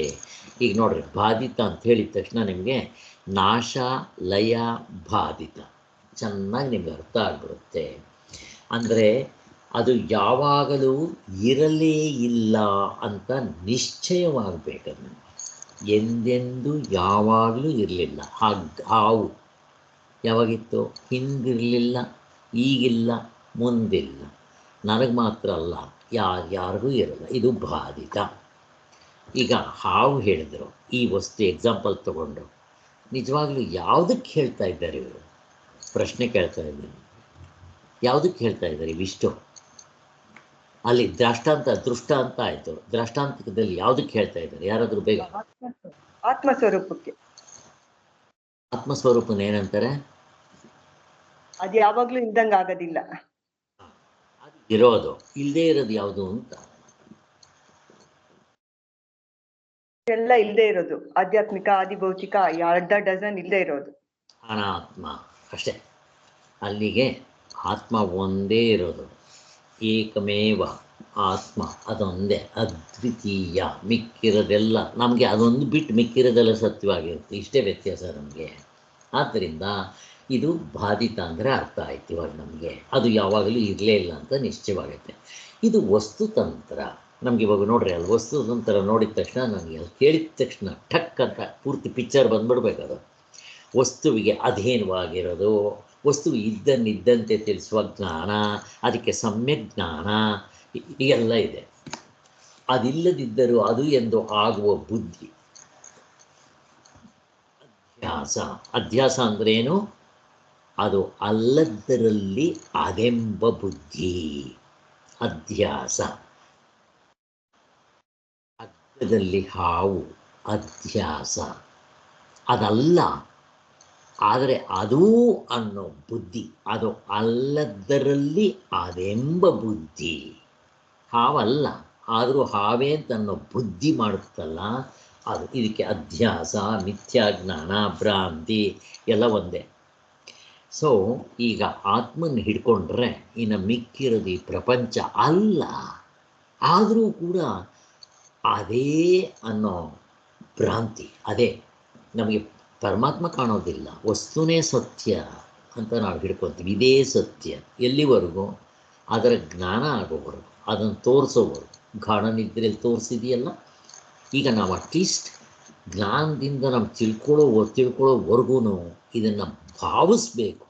ಏನಂತ? ಇದು ನಿಜವಾಗ್ಲೂ ಇಲ್ಲ ಅಂತ ನಮಗೆ ವೈರಾಗ್ಯ ಬರುತ್ತೆ ಈ ಥರ ಭಾವಿಸೋದ್ರಿಂದ. ಅರೆ ಇಷ್ಟೇನಾ? ಮಕ್ಕಳು, ಮನೆ, ಮಠ, ಆಸ್ತಿ ಪಾಸ್ತಿ ಎಲ್ಲ ಇಷ್ಟ. ಈಗ ಹೇಳ್ರಿ, ನಾವು ಹೋದರೆ, ಇನ್ಯಾರಾದರೂ ಹೋದರೆ ಆಳಬೇಕಾ? ಇಲ್ಲಿವರೆಗೂ ಎಷ್ಟು ಸರ ಹೋಗಿದ್ದೀವೋ, ಎಷ್ಟು ಸರ ಸತ್ತಿದ್ದೀವೋ, ಎಷ್ಟು ಸರಿ ನಾವು ಮದುವೆ ಮಾಡ್ಕೊಂಡು ನಮ್ಮ ಹೆಂಡತಿ ಮಕ್ಕಳುಗಳು ಸತ್ತಿದ್ದಾರೋ, ಎಷ್ಟು ಜನ್ಮಗಳಲ್ಲಿ. ಯಾರುಗಳು ಬೇಕು ಇವಾಗ? ಅವ್ರುಗಳು ಬೇಕಾ, ಇವ್ರುಗಳು ಬೇಕಾ? ಎಷ್ಟು ಜನ ಮಕ್ಕಳನ್ನ ಕಳ್ಕೊಂಡಿದ್ದೀವೋ ನಾವು ಹಿಂದಿನ ಜನ್ಮಗಳಲ್ಲಿ ಹೇಳೋದು. ಈಗ ಅವ್ರನ್ನೆಲ್ಲ ನೆನೆಸ್ಕೊಂಡು ಅಳ್ತೀವ? ದೇವರು ಸಿದ್ಧ ಒಂದು ವರ ಕೊಟ್ಟಿದ್ದಾನೆ, ಮರವು. ಅವು ಏನಾದರೂ ಗೊತ್ತಿದ್ಬಿಟ್ಟಿದ್ರೆ ನಮ್ಮ ಪ್ರಪಂಚನೇ ಏನಾಗಬೇಕಾಗಿತ್ತು? ಮೆಂಟಲ್ ಹಾಸ್ಪಿಟ್ಲಾಗಬೇಕು. ಸಿದ್ಧ ದೇವ್ರು ಕೊಟ್ಟರು ಒಂದೇ ಎರಡಕ್ಕೆ ಹೆಚ್ಚು ಕಡಿಮೆ ಆದ್ರೇ ತಡ್ಕೊಳಕ್ಕೆ ಬರದೆ ಗೊಳೋ ಅಂತ ಅನ್ಕೊಂಡು ಮೆಂಟಲ್ ಹಾಸ್ಪಿಟ್ಲಿಗೆ ಹೋಗ್ತೀವಿ ನಿಮಾನ್ಸ್ಗೆ. ಇನ್ನು ಈ ಎಲ್ಲ ಜನ್ಮಗಳದ್ದು ಲೆಕ್ಕ ಹಾಕ್ಕೊಂಡ್ಬಿಟ್ಟು ಬಂದುಬಿಟ್ರೆ ಆಮೇಲೆ ಏನಾಗಬೇಕು ಕತೆ? ಹಾಗಾಗ್ಬಿಡುತ್ತೆ. ಅದಕ್ಕೆ ದೇವರು ಕರುಣಾಮಯಿ. ನಮಗೆ ಆ ನೆನಪು ಇದು ಏನು ಜ್ಞಾಪಕ ಶಕ್ತಿ ಹುಟ್ಟಿದ ತಕ್ಷಣ ಹಿಂದಿಂದೆಲ್ಲ ಅಡ್ಸಾಕ್ಬಿಡ್ತಾನೆ. ಸ್ವಾಮಿ ಇದು ಪ್ರೂಫು ಅಂತ ಪ್ರಶ್ನೆ ಕೇಳಿದ್ರೆ ಏನು ಪ್ರೂಫ್ ಇದಕ್ಕೆ? ನಾನು ಪ್ರಶ್ನೆ ಕೇಳ್ತೇನೆ. ದೇವರು ಹುಟ್ಟಿದ ತಕ್ಷಣ ಎಲ್ಲ ಅಳ್ಸಾಕ್ಬಿಡ್ತಾನೆ, ಏನು ಪ್ರೂಫ್ ನಿಮಗೆ? ಅದು ಉತ್ತರ ಕೊಡ್ಬೇಕು.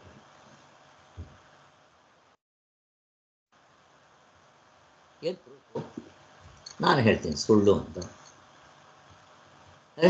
ಇಷ್ಟು ಟೈಮ್ ತೊಗೋಬೇಕಾ ಅದನ್ನು ಹೇಳೋದಕ್ಕೆ? Hello, okay. ನಿದ್ದೆಯಲ್ಲಿ ಏನು ಮಾಡ್ತಾನಪ್ಪ ಪರಮಾತ್ಮ? ಅದೇ ಹಾಂ, ಅದೇ ಅದೇ ಸರಿ, ಯಾಕೆ ಹೇಳಿಲ್ಲ ಅಂತ ನಮ್ಮ ಪ್ರಶ್ನೆ. ಹಾಂ, ನಿದ್ದೆಯಲ್ಲಿ ಏನು ಮಾಡ್ತಾನೆ? ಪ್ರತಿದಿನ ನೀವು ಮಲ್ಕೊಳ್ರಿ, ಇಟ್ಕೊಳ್ರಿ, ನೋಡೋಣ ಜೊತೆಲಿ, ನೀವು ನೋಡೋಣ ಹೆಂಗೆ ಅಳಸಾಕ್ತಾನೆ. ಇದಕ್ಕಿಂತ ಪ್ರೂಫ್ ಇನ್ನೇನು ಬೇಕು ನಿಮಗೆ? ಹಾಂ, ಮಲಗಿದ್ರೆ ಅದಕ್ಕೆ ಅಳಬೇಕಾ? ಈ ಹಿಂದಿಂದೆಲ್ಲ ಬಿಟ್ಬಿಡ್ರಿ. ಈಗ ಮಕ್ಕಳು, ಹೆಂಡತಿ, ನಮ್ಮ ಮಕ್ಳಿಗೆ ಮದುವೆ ಆಗಲಿಲ್ಲ ಅಥವಾ ಡೈವರ್ಸ್ಗಳಾಯಿತು, ಅದಾಯಿತು ಇದಾಯಿತು ಅಂತ ಗೋಳಾಡ್ತೀವಲ್ಲ, ನೀವು ನಿದ್ದೆಗೆ ಹೋಗಿದ ತಕ್ಷಣ ಯಾಕೆ ಅದು ಕಾಡೋದಿಲ್ಲ ಹೇಳ್ರಿ? ಯಾರು ಕಾಡುತ್ತಾ? ಕಾಡಿದ್ರೆ ನೀವು ನಿದ್ದೆ ಬಂದಿಲ್ಲ, ಇನ್ನೂ ಎಚ್ಚರದಲ್ಲೇ ಇದ್ದೀರ. ಈಗಿರೋ ಮಕ್ಕಳ ಕಥೆನೇ ಹೀಗೆ. ಬೇಡ, ನನ್ನದೇ ತಗೊಳ್ರಿ. ಏನೋ ಕಾಯಿಲೆ ಕಸಾಲೆ ರಾಮಾಯಣ ಗೊಬ್ಬ ಗಸಿ ಏನೋ ಇತ್ತು, ಮಲ್ಕೊಳ್ರಿ, ತೋರಿಸಿದೆ ನಿಮ್ಮ ಕಾಯಿಲೆನಲ್ಲಿ ಹಿಂಗೆ ಅಳಸಾಕ್ಸ್ತಾ ಇದ್ದಾನೆ ದೇವರು. ಅದಕ್ಕೆ ಆನಂದ ಅನ್ನೋದು. ಮುಕ್ತರಾದವರು ಹಿಂಗಿರ್ತಾರೆ ಅನ್ನೋದಕ್ಕೆ. ಅವ್ರ ಪ್ರಪಂಚ ಈ ಕಣ್ಣು ಎಲ್ಲ ಹಿಂಗೆ ಇರುತ್ತೆ, ಬಟ್ ಅವ್ರಿಗೆ ಯಾವುದು ಅದು ಹಿಂಸೆ ಕೊಡೋದಿಲ್ಲ. ಹೇಗಿರುತ್ತೆ ಅವ್ರಿಗೆ ಗೊತ್ತಾಗ್ತಾ ಇರುತ್ತೆ, ಛೆ ಅನಿತ್ಯ, ಇದು ನಿಜವಾಗ್ಲೂ ಸತ್ಯವಾಗಿರೋದು ಅಲ್ಲ, ಮತ್ತು ನಾನು ಯಾಕೆ ಯೋಚನೆ ಮಾಡಬೇಕು? ಕನಸು ಕಾಣ್ತಾ ಇರೋವರೆಗೂ ಸತ್ಯ, ಎಚ್ಚರ ಆಗಿದ ತಕ್ಷಣ ಛೆ ಅಂತ ನಾವು ಹೊಡೆದಾಕ್ತೀವಲ್ಲ, ಹಾಗೆ ಎಚ್ಚರವನ್ನು ಹೊಡೆದಾಕಬೇಕು. ಇದು ಸಾಧನೆ. ನಾವು ಇದು ಕಾಸಕ್ತಕ್ಕಂಥ ಕಜ್ಜಾಯ. ನೀವು ಎಷ್ಟೆಷ್ಟು ಸಾಧನೆ ಮಾಡ್ತೀರೋ, ಎಷ್ಟೆಷ್ಟು ಮನಸ್ಸಿನಲ್ಲಿ ಇದನ್ನು ಮೆಲ್ಕಾಕ್ತಿರೋ, ಮುಕ್ತರಾಗೋವರೆಗೂ ಕಾಯ್ಕೋಬೇಕಾಗಿಲ್ಲ. ನಾನು ಹೇಳ್ತೀನಿ, ಮುಕ್ತರ ಆದಮೇಲೆ ಮತ್ತೇನು ಸಾಧನೆ ಮಾಡಬೇಕಾಗಿಲ್ಲ. ಆದರೆ ಈಗ ನಾವು ಸಾಧನೆ ಮಾಡ್ತಾಯಿದ್ರೆ ಇದು ಕಾಸಕ್ತಕ್ಕಂತೆ ಕಜ್ಜಾಯ. ನೀವು ಎಷ್ಟೆಷ್ಟು ಸಾಧನೆ ಮಾಡ್ತೀರೋ ಅಷ್ಟಷ್ಟು ವಿತ್ ಡ್ರಾಯಲ್ ನಿಮ್ಗೆ ಆಗ್ತಾ ಬರುತ್ತೆ. ಇನ್ನೇನು ಬೇಕು ನಿಮಗೆ? ಅಂದರೆ ಏನಾಗುತ್ತೆ? ನಾನು ಪ್ರಶ್ನೆ ಕೇಳ್ತಾ ಇದ್ದೀನಿ. ಅಷ್ಟಷ್ಟು ವಿತ್ ಡ್ರಾಯಲ್ ಆದರೆ ಅಷ್ಟಷ್ಟು ದುಃಖ ಕಡಿಮೆ ಆಯಿತು ಅಂದರೆ ಏನಾಯಿತು ಅಂತ ಪ್ರಶ್ನೆ ಕೇಳ್ತಾ ಇದ್ದೀನಿ. ಉತ್ತರ ಹೇಳಿ. ಅಟ್ಯಾಚ್ಮೆಂಟ್ ಕಡಿಮೆ ಆಗ್ತಾ ಹೋಗುತ್ತೆ ಸರ್. ಅದರಿಂದ ಏನಾಗುತ್ತೆ? ವೈರಾಗ್ಯ ಬರುತ್ತೆ, ವಿವೇಕ, ವೈರಾಗ್ಯ. ಆಮೇಲೆ ಏನಾಗುತ್ತೆ?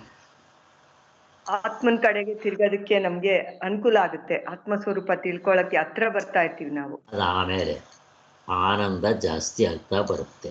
ಅಷ್ಟು ತಿಳ್ಕೊಳ್ರಿ. ನೀವು ಎಷ್ಟೆಷ್ಟು ಸಾಧನೆ ಮಾಡ್ತೀರೋ ಅಷ್ಟಷ್ಟು ಆನಂದ ನಿಮ್ಮದಾಗ್ತಾ ಬರುತ್ತೆ. ಇನ್ನೇನು ಬೇಕು ನಿಮಗೆ? You can judge yourself. ನಿಮ್ಮಲ್ಲಿ ಆನಂದ ಜಾಸ್ತಿ ಆಗೋದು, ಯಾವಾಗ ದುಃಖ ಕಡಿಮೆ ಆಯಿತು ಆನಂದನೇ. ಇದಕ್ಕಿಂತ ಇನ್ನೇನು ಬೇಕು? ಮೊದಲು ಹೇಳ್ತಾ ಇದ್ದಾಗೆ ಆನಂದ ಆಗ್ತಾ ಇರುತ್ತೆ ಸರ್. ವಿಚಾರಗಳು ಚೆನ್ನಾಗಿದೆ ಅಂತ ಆಸೆ ಆಗ್ತಾ ಇರುತ್ತೆ ಸರ್. ಅಲ್ವಾ? ಹಾಗೆ ನಮಗೆ ಈಗಲೇ ಕಾಸಕ್ತಕ್ಕಂತೆ ಕಜ್ಜಾಯ. ನಿಮ್ಮ ಹತ್ರ 10 ರೂಪಾಯಿ ಇದೆ, 10 ರೂಪಾಯಿ ಕಜ್ಜಾಯ. 1000 ರೂಪಾಯಿ ಇದೆ, 1000 ರೂಪಾಯಿ ಕಜ್ಜಾಯ. ಹೇಗಿದೆ? ಅಷ್ಟಷ್ಟು ನಿಮ್ದು ಆಗ್ತಾ ಬರುತ್ತೆ. ಅದಕ್ಕೆ ಹೇಳಿದ್ದು ಇದನ್ನು ಕೇಳ್ತಾ ಇರಬೇಕು, ಓದ್ತಾ ಇರಬೇಕು, ಹೇಳ್ತಾ ಇರಬೇಕು, ಬರಿತಾ ಇರಬೇಕು. ಯಾರ್ಯಾರಿಗೆ ಏನೇನಾದರೆ ಅದನ್ನು ಮಾಡ್ತಾ ಇರಬೇಕು. ಒಟ್ಟಿನಲ್ಲಿ ಕಿವಿಗೆ ಬೀಳ್ತಾ ಇರಬೇಕು ದಿನ, ಅಟ್ಲೀಸ್ಟ್ 1 ಗಂಟೆ. ನಾವು ಪ್ರವಚನ ಕೇಳಿದ್ರೆ 1 ಗಂಟೆ ಕೇಳ್ತೀವಿ, ಆಮೇಲೆ ಏನು ಮಾಡ್ತೀವಿ? ಇನ್ನು ಮಿಕ್ಕಿರೋ 23 ಗಂಟೆಯಲ್ಲಿ ಸಗಣಿ ತುಂಬ್ಕೊಂಡ್ಬಿಡ್ತೀವಿ. ಅದಕ್ಕೆ ಓದೋ ಅಭ್ಯಾಸ ಇಟ್ಕೋಬೇಕು. ನೀವು ಎಷ್ಟೆಷ್ಟು ಓದ್ತೀರೋ ಅಷ್ಟೊತ್ತು ನಿಮಗೆ ಪ್ರಪಂಚದ ಕಡೆ ಪ್ರಜ್ಞೆ ಇರಲ್ಲ. ಹೀಗೆ ಮಾಡ್ತಾಯಿದ್ರೆ ಏನಾಗುತ್ತೆ? ಅದರಿಂದನೇ ವೇದಗಳ ಇವುಗಳನ್ನ ಈ ಥರದ್ದನ್ನು ಓದಬೇಕು, ಬೇರೆ ಥರದ್ದಲ್ಲ. ಓದ್ತಾ ಇದ್ರೆ ಏನಾಗುತ್ತೆ ಅಂದರೆ ನಮಗೆ ಈ ಕಾಸಕ್ತಕ್ಕಂತೆ ಕಜ್ಜಾಯ, ನಿಮ್ಮ ದುಃಖ ಕಡಿಮೆ ಆಗ್ತಾ ಬರುತ್ತೆ, ಆನಂದ ಜಾಸ್ತಿ ಹಿಮ್ಮೆಟ್ತಾ ಬರುತ್ತೆ, ಇದು ಮಲ್ಟಿಪ್ಲೈ ಆಗ್ತಾ ಬರುತ್ತೆ. ಇದು ಹೀಗೆ.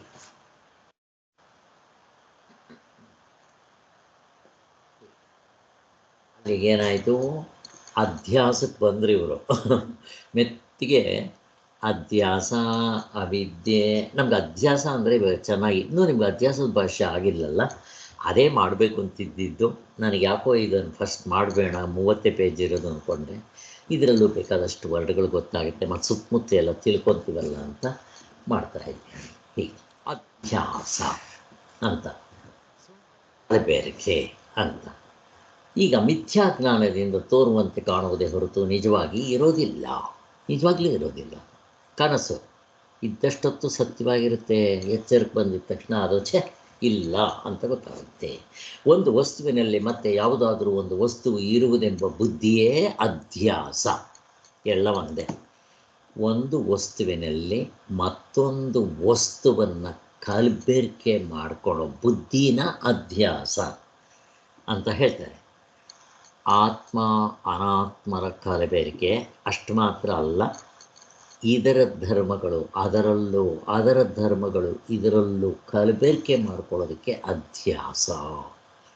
ಹಾವಿನ ಗುಣಗಳನ್ನ ಹಗ್ಗದಲ್ಲೂ, ಹಗ್ಗದ ಗುಣಗಳನ್ನು ಹಾವಿನಲ್ಲೂ ಕಲಬೆರಕೆ ಮಾಡ್ಕೊಳ್ಳೋಕ್ಕೆ. ಕಲಬೆರಕೆ ಮಾಡ್ಕೊಂಡಿದ್ದ ತಕ್ಷಣ ನಮಗೆ ಹುಟ್ಟಿತು ರೋಗ ಅಂತ. ಹೀಗೆ ಅದಕ್ಕೆ ಎಕ್ಸಾಂಪಲ್ ಕೊಡ್ತಾರೆ, 2 ಎಕ್ಸಾಂಪಲ್ ಕೊಡ್ತಾರೆ ಈ ಅಧ್ಯಾಸದಲ್ಲೂ ಕೂಡ. ಈ ಕಣ್ಣಿಗೆ ಪೊರೆ ಬಂದಿದ್ದರೆ 1 ಚಂದ್ರ 2 ಚಂದ್ರನ ಥರ ಕಾಣ್ತಾನೆ ಅಂತ.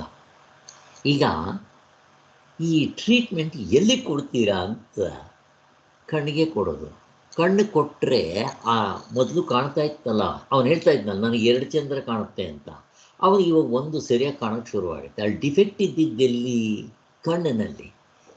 ಹಾಗೆ ನೀವು ಟ್ರೀಟ್ಮೆಂಟು ಈ ಜೀವಪ್ಪಂಗೆಲ್ಲ ಕೊಡಬೇಕಾಗಿರೋದು ಪ್ರಮಾಣಗಳಿಗೆ, ಅಂದರೆ ಇನ್ಸ್ಟ್ರೂಮೆಂಟ್ಸ್ಗೆ. ಹಾಗೆ ಇನ್ನೂ ಸ್ವಲ್ಪ ಹಿಂದಕ್ಕೆ ಹೋಗ್ರಿ, ಜೀವಪ್ಪ ಅವರ ಅಪ್ಪ ಆತ್ಮನಿಗೇನಾದರೂ ಟ್ರೀಟ್ಮೆಂಟ್ ಕೊಡಬೇಕಾ? ಏನಂತ? ನೀವು ಶರೀರ ಪ್ರಪಂಚ ಎಲ್ಲ ಸತ್ಯ ಅಂದ್ಕೊಂಡಿದ್ದೀರಲ್ಲ, ಮತ್ತು ಯಾರು ಟ್ರೀಟ್ಮೆಂಟ್ ಕೊಡಬೇಕು? ಡಿಫೆಕ್ಟ್ ಎಲ್ಲಿದೆ? ಯಾರು ಹೇಳ್ತಾ ಇರೋದು? ಇದು ಅವಸ್ಥೆಗಳು 3, ಅದರ ಒಳಗಡೆ ಅರ್ಧ ಡಜನ್ ಇದೆ ಅಂತ ಹೇಳ್ತಾ ಇರೋರು ಯಾರು?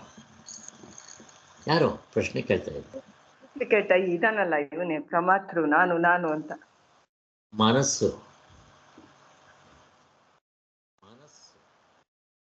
ನಾನು ಅನ್ನೋದು ಇಟ್ಕೊಳ್ರಿ, ಅಥವಾ ಮನಸ್ಸು ನೀವೇನು ಬೇಕಾದರೂ ಇಟ್ಕೊಳ್ರಿ, ಎಲ್ಲ ಒಂದೇ.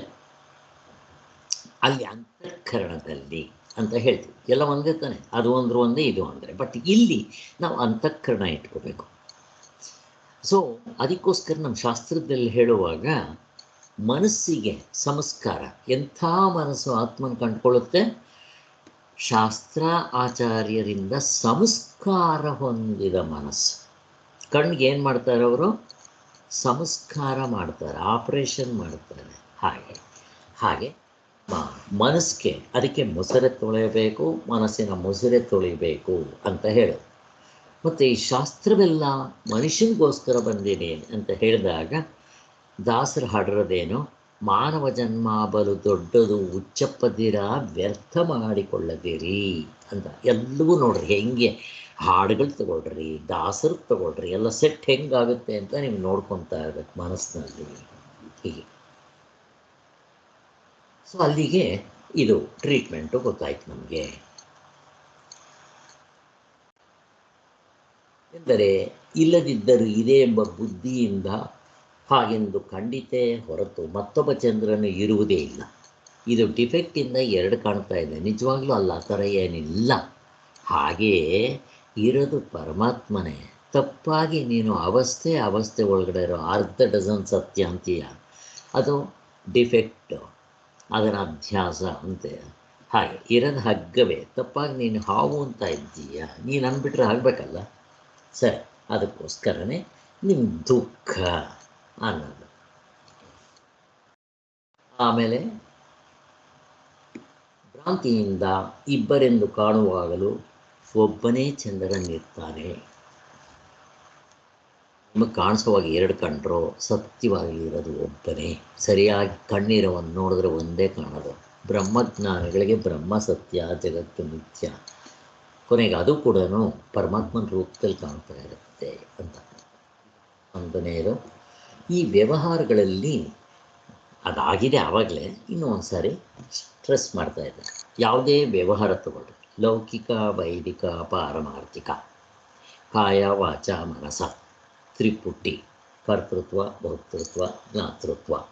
ಇಲ್ಲಿ ದೇಶ ಮತ್ತು ಈ ಮೂರು ಇರಬೇಕು, ಆಧ್ಯಾತ್ಮಿಕ, ಆದಿಭೌತಿಕ, ಆದಿದೈವಿಕ. ಈ ಮೂರು ಇದ್ದರೆ ಸಾಕ ಅಂತಂದರೆ ಸಾಕಾಗೋದಿಲ್ಲ. ಅಲ್ಲಿಗೆ ದೇಶ, ಕಾಲ, ಕಾರ್ಯಕಾರಣ ಸಂಬಂಧ ಇರಲೇಬೇಕು. ಈಗ ನಾನು ಹೇಳ್ತೀನಿ, ನಾನು ದೇಶದಲ್ಲಿ ಹುಟ್ಟಿದ್ದೀನಿ, ಕಾಲದಲ್ಲಿ ಹುಟ್ಟಿದ್ದೀನಿ, ನಮ್ಮ ತಂದೆ ತಾಯಿಯಿಂದ ಬಂದಿದ್ದೀನಿ. ಆದಿಭೌತಿಕ, ಅವ್ರಿಗೂ ಅಷ್ಟೇ, ಅವ್ರಿಗೂ ಕಾರಣ ಇದೆ. ಆದಿದೈವಿಕ ಕಾರಣ ಇದೆ, ಅವಸ್ಥೆಗಳು ಕಾರಣ ಇದೆ, ಪಂಚಭೂತಗಳಿಗೆ ಕಾರಣ ಇದೆ. ಯಾರು ಪಂಚಭೂತಗಳಿಗೆ ಕಾರಣ? ಪಂಚಭೂತಗಳಿಂದ ಈ ಪ್ರಪಂಚ ಸೃಷ್ಟಿಯಾಗಿದೆ. ಅದಕ್ಕೊಂದು ಕಾರಣ ಇರಬೇಕು ತಾನೆ. ಯಾರು ಪಂಚಭೂತಗಳಿಗೆ? ಯಾರಾದರೂ ಬೇಗ? ಅವಸ್ಥೆನಾ ಸರ್? ಅಲ್ಲ, ಪಂಚಭೂತಗಳನ್ನ ಸೃಷ್ಟಿ ಮಾಡಿದವನು ಯಾರು? ಪರಮಾತ್ಮ. ಅಷ್ಟೇ, ಅವನೇ ಕಾರಣ. ಅದಕ್ಕೆ ಕಾರ್ಯಕಾರಣ ಇದ್ದೇ ಇದೆ. ಹಾಗೆ ಸೊ ಹೀಗೆ ನೀವು ಹಾಗೆ ತಗೊಂಡ್ರೂ ಕೂಡ ಅವಸ್ಥೆ ಅಂತ ಇಟ್ಕೊಂಡ್ರೆ, ಅವಸ್ಥೆಯನ್ನು ಸೃಷ್ಟಿ ಮಾಡಿದವನು ಯಾರು ಅಂದ್ರೆ ಮತ್ತೆ ಹಿಂದಕ್ಕೆ ಹೋಗಲೇಬೇಕು, ಪರಮಾತ್ಮನಿಗೆ. ಹಾಗೆ ಸೊ ದೇಶ ಕಾಲ ನಿಮಿತ್ತಗಳ ಸಂಬಂಧ ಇಲ್ಲದೆ ಮಿಸ್ಕಕ್ಕೆ ಬರೋದಿಲ್ಲ ಅಂತ. ಇದರಲ್ಲಿ ಸತ್ಯ, ಮಿಥ್ಯ ಇವೆಲ್ಲ ಶುರುವಾಗುತ್ತೆ. ಹಾಗೆ ಇವೆಲ್ಲ ಏನಾಗಿ ಕಾಣ್ತಾ ಇರುತ್ತೆ? ವಿಭಕ್ತವಾಗಿ ಕಾಣ್ತಾ ಇದೆ. ಎಲ್ಲ ಬೇರೆ ಬೇರೆ ವಿಭಕ್ತವಾಗಿ ಕಾಣ್ತಾ ಇದೆ ಅಂತ ಹೇಳ್ತಾರೆ. ಈ ಭಕ್ತಿ ಅವಿಭಕ್ತಿ ವ್ಯತ್ಯಾಸ. ಅವಿಭಕ್ತಿ ಕುಟುಂಬ ಅಂತ ಹಿಂದೆ ಇರ್ತಾ ಇತ್ತು. ಒಂದೇ ಮನೆಯಲ್ಲಿ 30-40 ಜನ ಇರ್ತಾ ಇದ್ರು.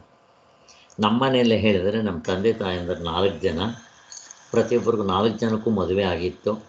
ಅವ್ರಿಗೆ ಮಕ್ಕಳು, ನಮ್ಮ ತಂದೆಗೆ 6 ಜನ ಮಕ್ಕಳು, ನಮ್ಮ ಚಿಕ್ಕಪ್ಪನಿಗೆ ಒಂದು 2, ಇನ್ನೊಬ್ಬರು ಚಿಕ್ಕಪ್ಪನಿಗೆ 2, ಇನ್ನೊಬ್ಬರು ಚಿಕ್ಕಪ್ಪನಿಗೆ 2, ಎಷ್ಟು ಜನ ಆದರು. ಅದ್ರ ಜೊತೆಗೆ ನಮ್ಮ ಅಜ್ಜಿ, ನಮ್ಮ ಅತ್ತೆದಿರು, ಎಷ್ಟು ಜನ ಆಡೋರು. ಇಷ್ಟು ಜನ ಮನೆಯಲ್ಲಿ ಖುಷಿಯಾಗಿ ನಗನಗ್ತಾ ಸಂತೋಷವಾಗಿರ್ತಾಯಿದ್ರು. ಇವು ಬರೀ ಗಂಡ ಹೆಂಡತಿ, ಬರೀ ಗಂಡ. ಇಬ್ರಿಗೂ 1 ಲಕ್ಷ ಸಂಬಳ ಬರುತ್ತೆ. ಬರೀ ದುಡ್ಡು ತಿಂದರೂ ಮುಗಿಯಲ್ಲ. 6 ತಿಂಗಳಿಗೆ ಡೈವರ್ಸು. ಇನ್ನು ಮಕ್ಕಳಾದರೆ ಗೋವಿಂದ.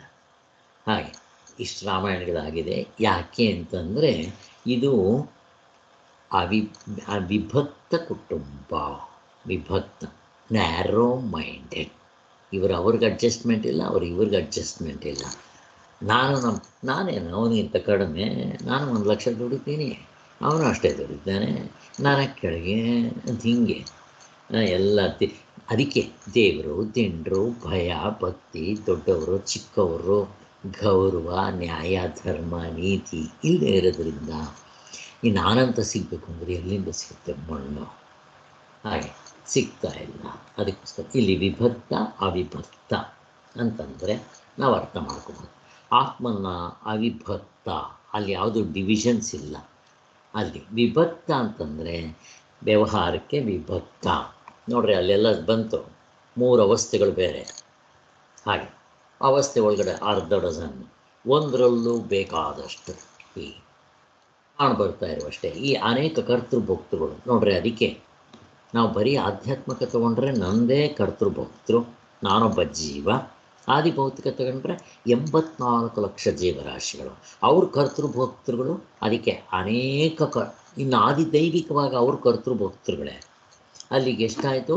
ಅನೇಕ ಜೀವರುಗಳು, ಅನೇಕ ಕರ್ತೃಭೋಕ್ತೃಗಳು.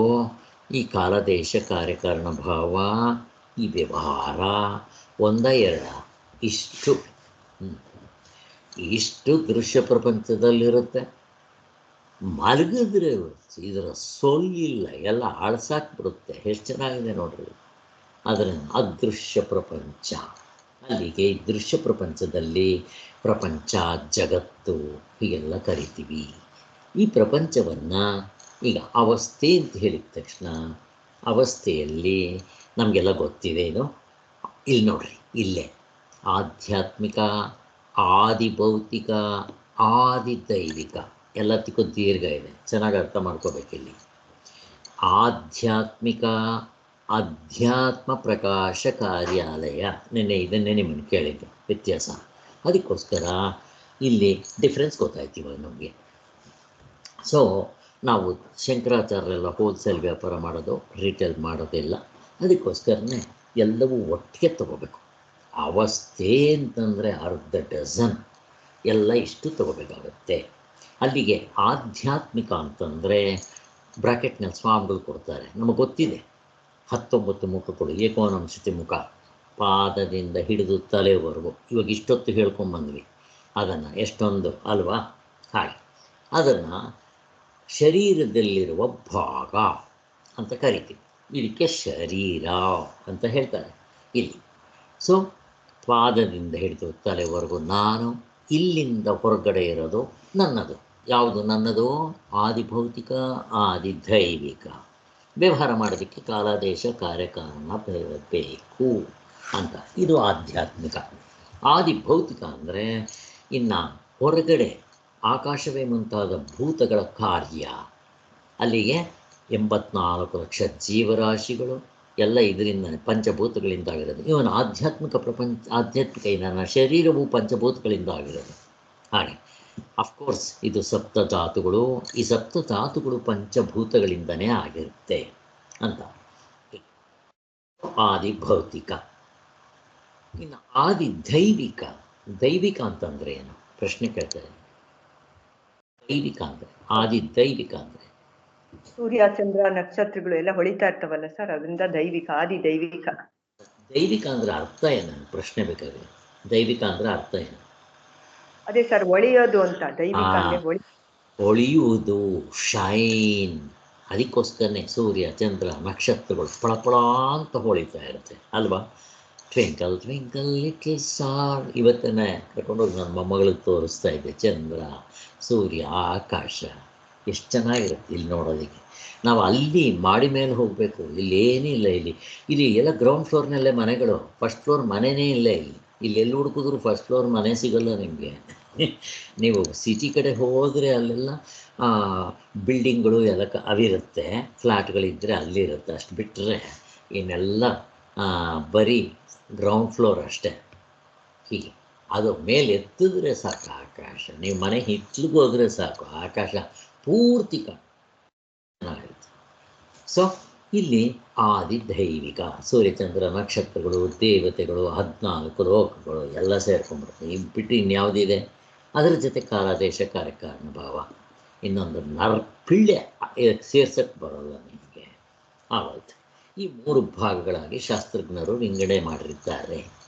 ಇದರಲ್ಲಿ ಅನೇಕ ಜೀವರುಗಳು, ಅನೇಕ ಕರ್ತೃಭೋಕ್ತೃಗಳು, ಅನೇಕ ಕ್ರಿಯಾಕಾರಕ ಫಲಗಳು ಎಲ್ಲ ಇದೆ. ಪರಮಾರ್ಥ ಚಿಂತಾಮಣಿಯಲ್ಲಿ ಸ್ವಾಮಿಗಳು ಹೀಗೇ ಹೇಳ್ಕೊಂಬರ್ತಾರೆ. ಅನೇಕ ಜೀವರುಗಳು, ಅನೇಕ ಕರ್ತೃಭೋಕ್ತೃಗಳು ಅಂತ ಹೀಗೆ.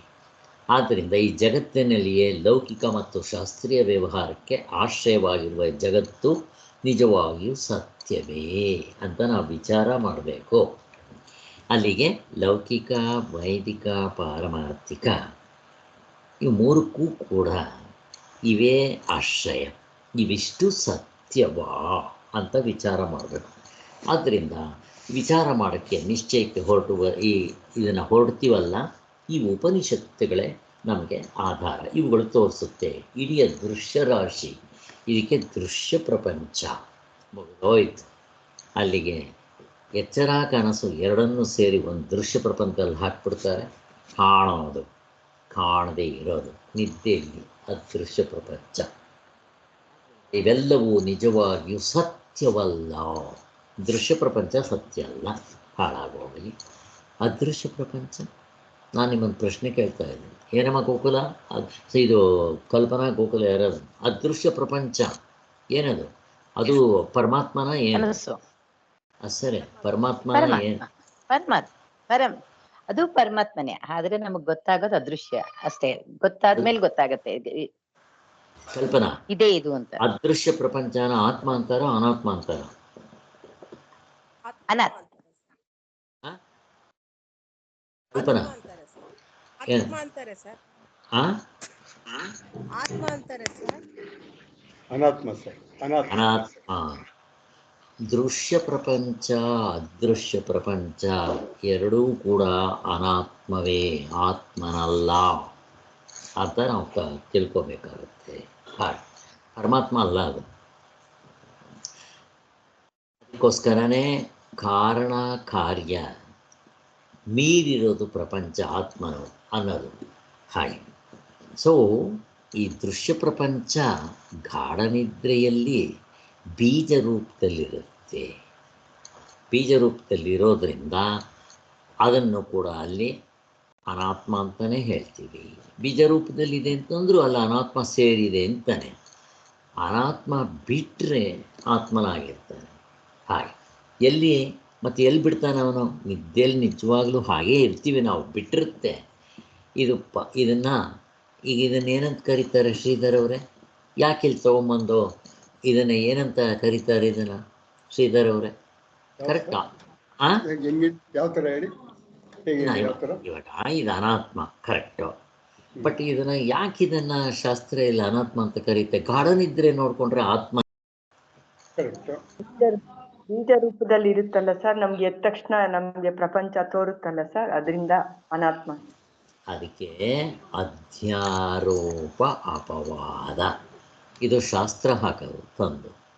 ಹಾಗೆ ಮತ್ತೆ ತೆಗೆದುಹಾಕಿದೆ.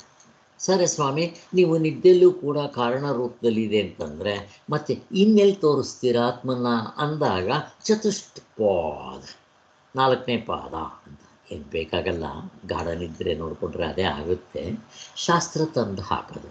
ಅದಕ್ಕೋಸ್ಕರನೇ ವೈಶ್ವಾನರ, ತೈಜಸ, ಪ್ರಾಜ್ಞಾ ಇವರು ಕೂಡ ಆತ್ಮ ಅಲ್ಲ ಅಂತ ತೆಗೆದಾಕಿ ಚತುಷ್ಪಾದದಲ್ಲಿ ನಮ್ಮನ್ನು ನಿಲ್ಲಿಸ್ತಾರೆ. ಅಂದರೆ ಯಾತಕ್ಕೆ ಹೇಳಿದೆ? ಅಧ್ಯಾರೋಪ ಅಪವಾದ ನೋಡಿದ್ವಲ್ಲ, ಅದಕ್ಕೋಸ್ಕರ. ಹೀಗೆ ಅಲ್ಲಿಗೆ ಎಲ್ಲವೂ ಸತ್ಯವಲ್ಲ. ಇದಕ್ಕೆಲ್ಲ ಆಧಾರವಾಗಿರುವ ಪರಮಾರ್ಥ ಒಂದಿದೆ, ನಿಜವಾದ ವಸ್ತು ಮತ್ತೊಂದು ಇದೆ ಎಂದು ನಿಶ್ಚಯಿಸಿರ್ತೀವಿ. ಈ ವ್ಯಾವಹಾರಿಕ ಜಗತ್ತೆಲ್ಲಕ್ಕೂ ಕಲ್ಪಿತವಾದ ಹಾವಿಗೆ ಹಗ್ಗದಂತೆ ತೋರಿಗೆ ಹಾಗೆ ಈ ಪ್ರಪಂಚ ಅಂತಂದಿದ ತಕ್ಷಣ 2 ಪ್ರಪಂಚ ತಗೋಬೇಕು ನಾವು. ದೃಶ್ಯ ಪ್ರಪಂಚ, ಅದಕ್ಕೆ ಪ್ರಪಂಚ ಅಂತಲೇ ಕರೀತಾರಲ್ಲ. ದೃಶ್ಯ ಪ್ರಪಂಚ, ಅದೃಶ್ಯ ಪ್ರಪಂಚ. ಇಲ್ಲಿ ತೋರುತ್ತೆ, ಅಲ್ಲಿ ತೋರೋದಿಲ್ಲ. ಪ್ರಪಂಚ ಅಂತ ಇರೋದ್ರಿಂದ ಅನಾತ್ಮನೇ ತಾನೇ ಅದು. ಆದ್ದರಿಂದ 2 ತೊಗೊಂಡ್ಬಿಡ್ತಾರೆ. 2 ಏನಾಯಿತು? ಅನಾತ್ಮ. ಅಲ್ಲಿಗೆ ಅವಸ್ಥೆಗಳನ್ನ ಏನಂತ ಕರಿತೀವಿ? ಅನಾತ್ಮ ಅಂತ ಕರಿತೀವಿ. ನಾನು ಅದನ್ನು 2 ಮಾಡಿದ್ನಪ್ಪ, ದೃಶ್ಯ ಪ್ರಪಂಚ ಅದೃಶ್ಯ ಪ್ರಪಂಚ ಅಂತ. ಅವಸ್ಥೆಗಳ ದೃಷ್ಟಿಯಿಂದ ನೋಡಿದಾಗ ಅದು ಅನಾತ್ಮವೇ. ಆದ್ದರಿಂದ ಇದಕ್ಕೆಲ್ಲ ಪರಮಾರ್ಥ ಗೊತ್ತಾಯಿತು. ವ್ಯಾವಹಾರಿಕ ಜಗತ್ತೆಲ್ಲವೂ ಕಲ್ಪಿತವಾದ ಹಾವಿಗೆ ಹಗ್ಗದಂತೆ ಅಂತ. ಸೊ ಅಲ್ಲಿಗೆ ಹಾವು ಹೇಗೋ ಹಾಗೆ ದೃಶ್ಯ ಅದೃಶ್ಯ ಪ್ರಪಂಚ ಎಲ್ಲ ಹುಸಿ ತೋರಿಕೆ, ಅನಾತ್ಮ, ನಿಜವಾಗ್ಲೂ ಇಲ್ಲದೆ ಇರೋದು. ಅಥವಾ ಒಂದು ಕಣ್ಣಿಗೆ 2 ಚಂದ್ರ, ಕಣ್ಣಿಗೆ 2 ಚಂದ್ರ ಕಾಣೋದು ಹೊರೆಯಿಂದ, 2 ಒಂದೇ. ಸ್ವಾಮಿಗಳು ಅಧ್ಯಾಸ್ಪರ್ಶದಲ್ಲಿ 2 ಎಕ್ಸಾಂಪಲ್ ಕೊಡ್ತಾರೆ. ಹೀಗೆ ಚಂದ್ರನ ಒಂದು, 2ನೇದು ಕಪೆ ಚಿಪ್ಪು ಬೆಳ್ಳಿ, ಈ 2 ಎಕ್ಸಾಂಪಲ್ಗಳು ಕೊಡ್ತಾರೆ ಅವರು. ಹಾಗೆ ಅದೇ ನಿಜವಾದ ಸತ್ತತ್ವವು, ಅದೇ ತೋರಿಕೆ ಕರ್ತೃಭೋಕ್ತೃ ರೂಪವಾದ ಸಂಸಾರಾತ್ಮರೆಲ್ಲರ ನಿಜವಾದ ಆತ್ಮನು, ನಿಜವಾದ ಸ್ವರೂಪನೇ ಆತ್ಮ ಅಂತ ಉಪನಿಷತ್ತುಗಳಲ್ಲಿ ಹೇಳಿರುತ್ತೆ ಅಂತ ಹೇಳ್ತಾರೆ. ಓಂ ಶಾಂತಿ ಶಾಂತಿ ಶಾಂತಿ. ಜೈ.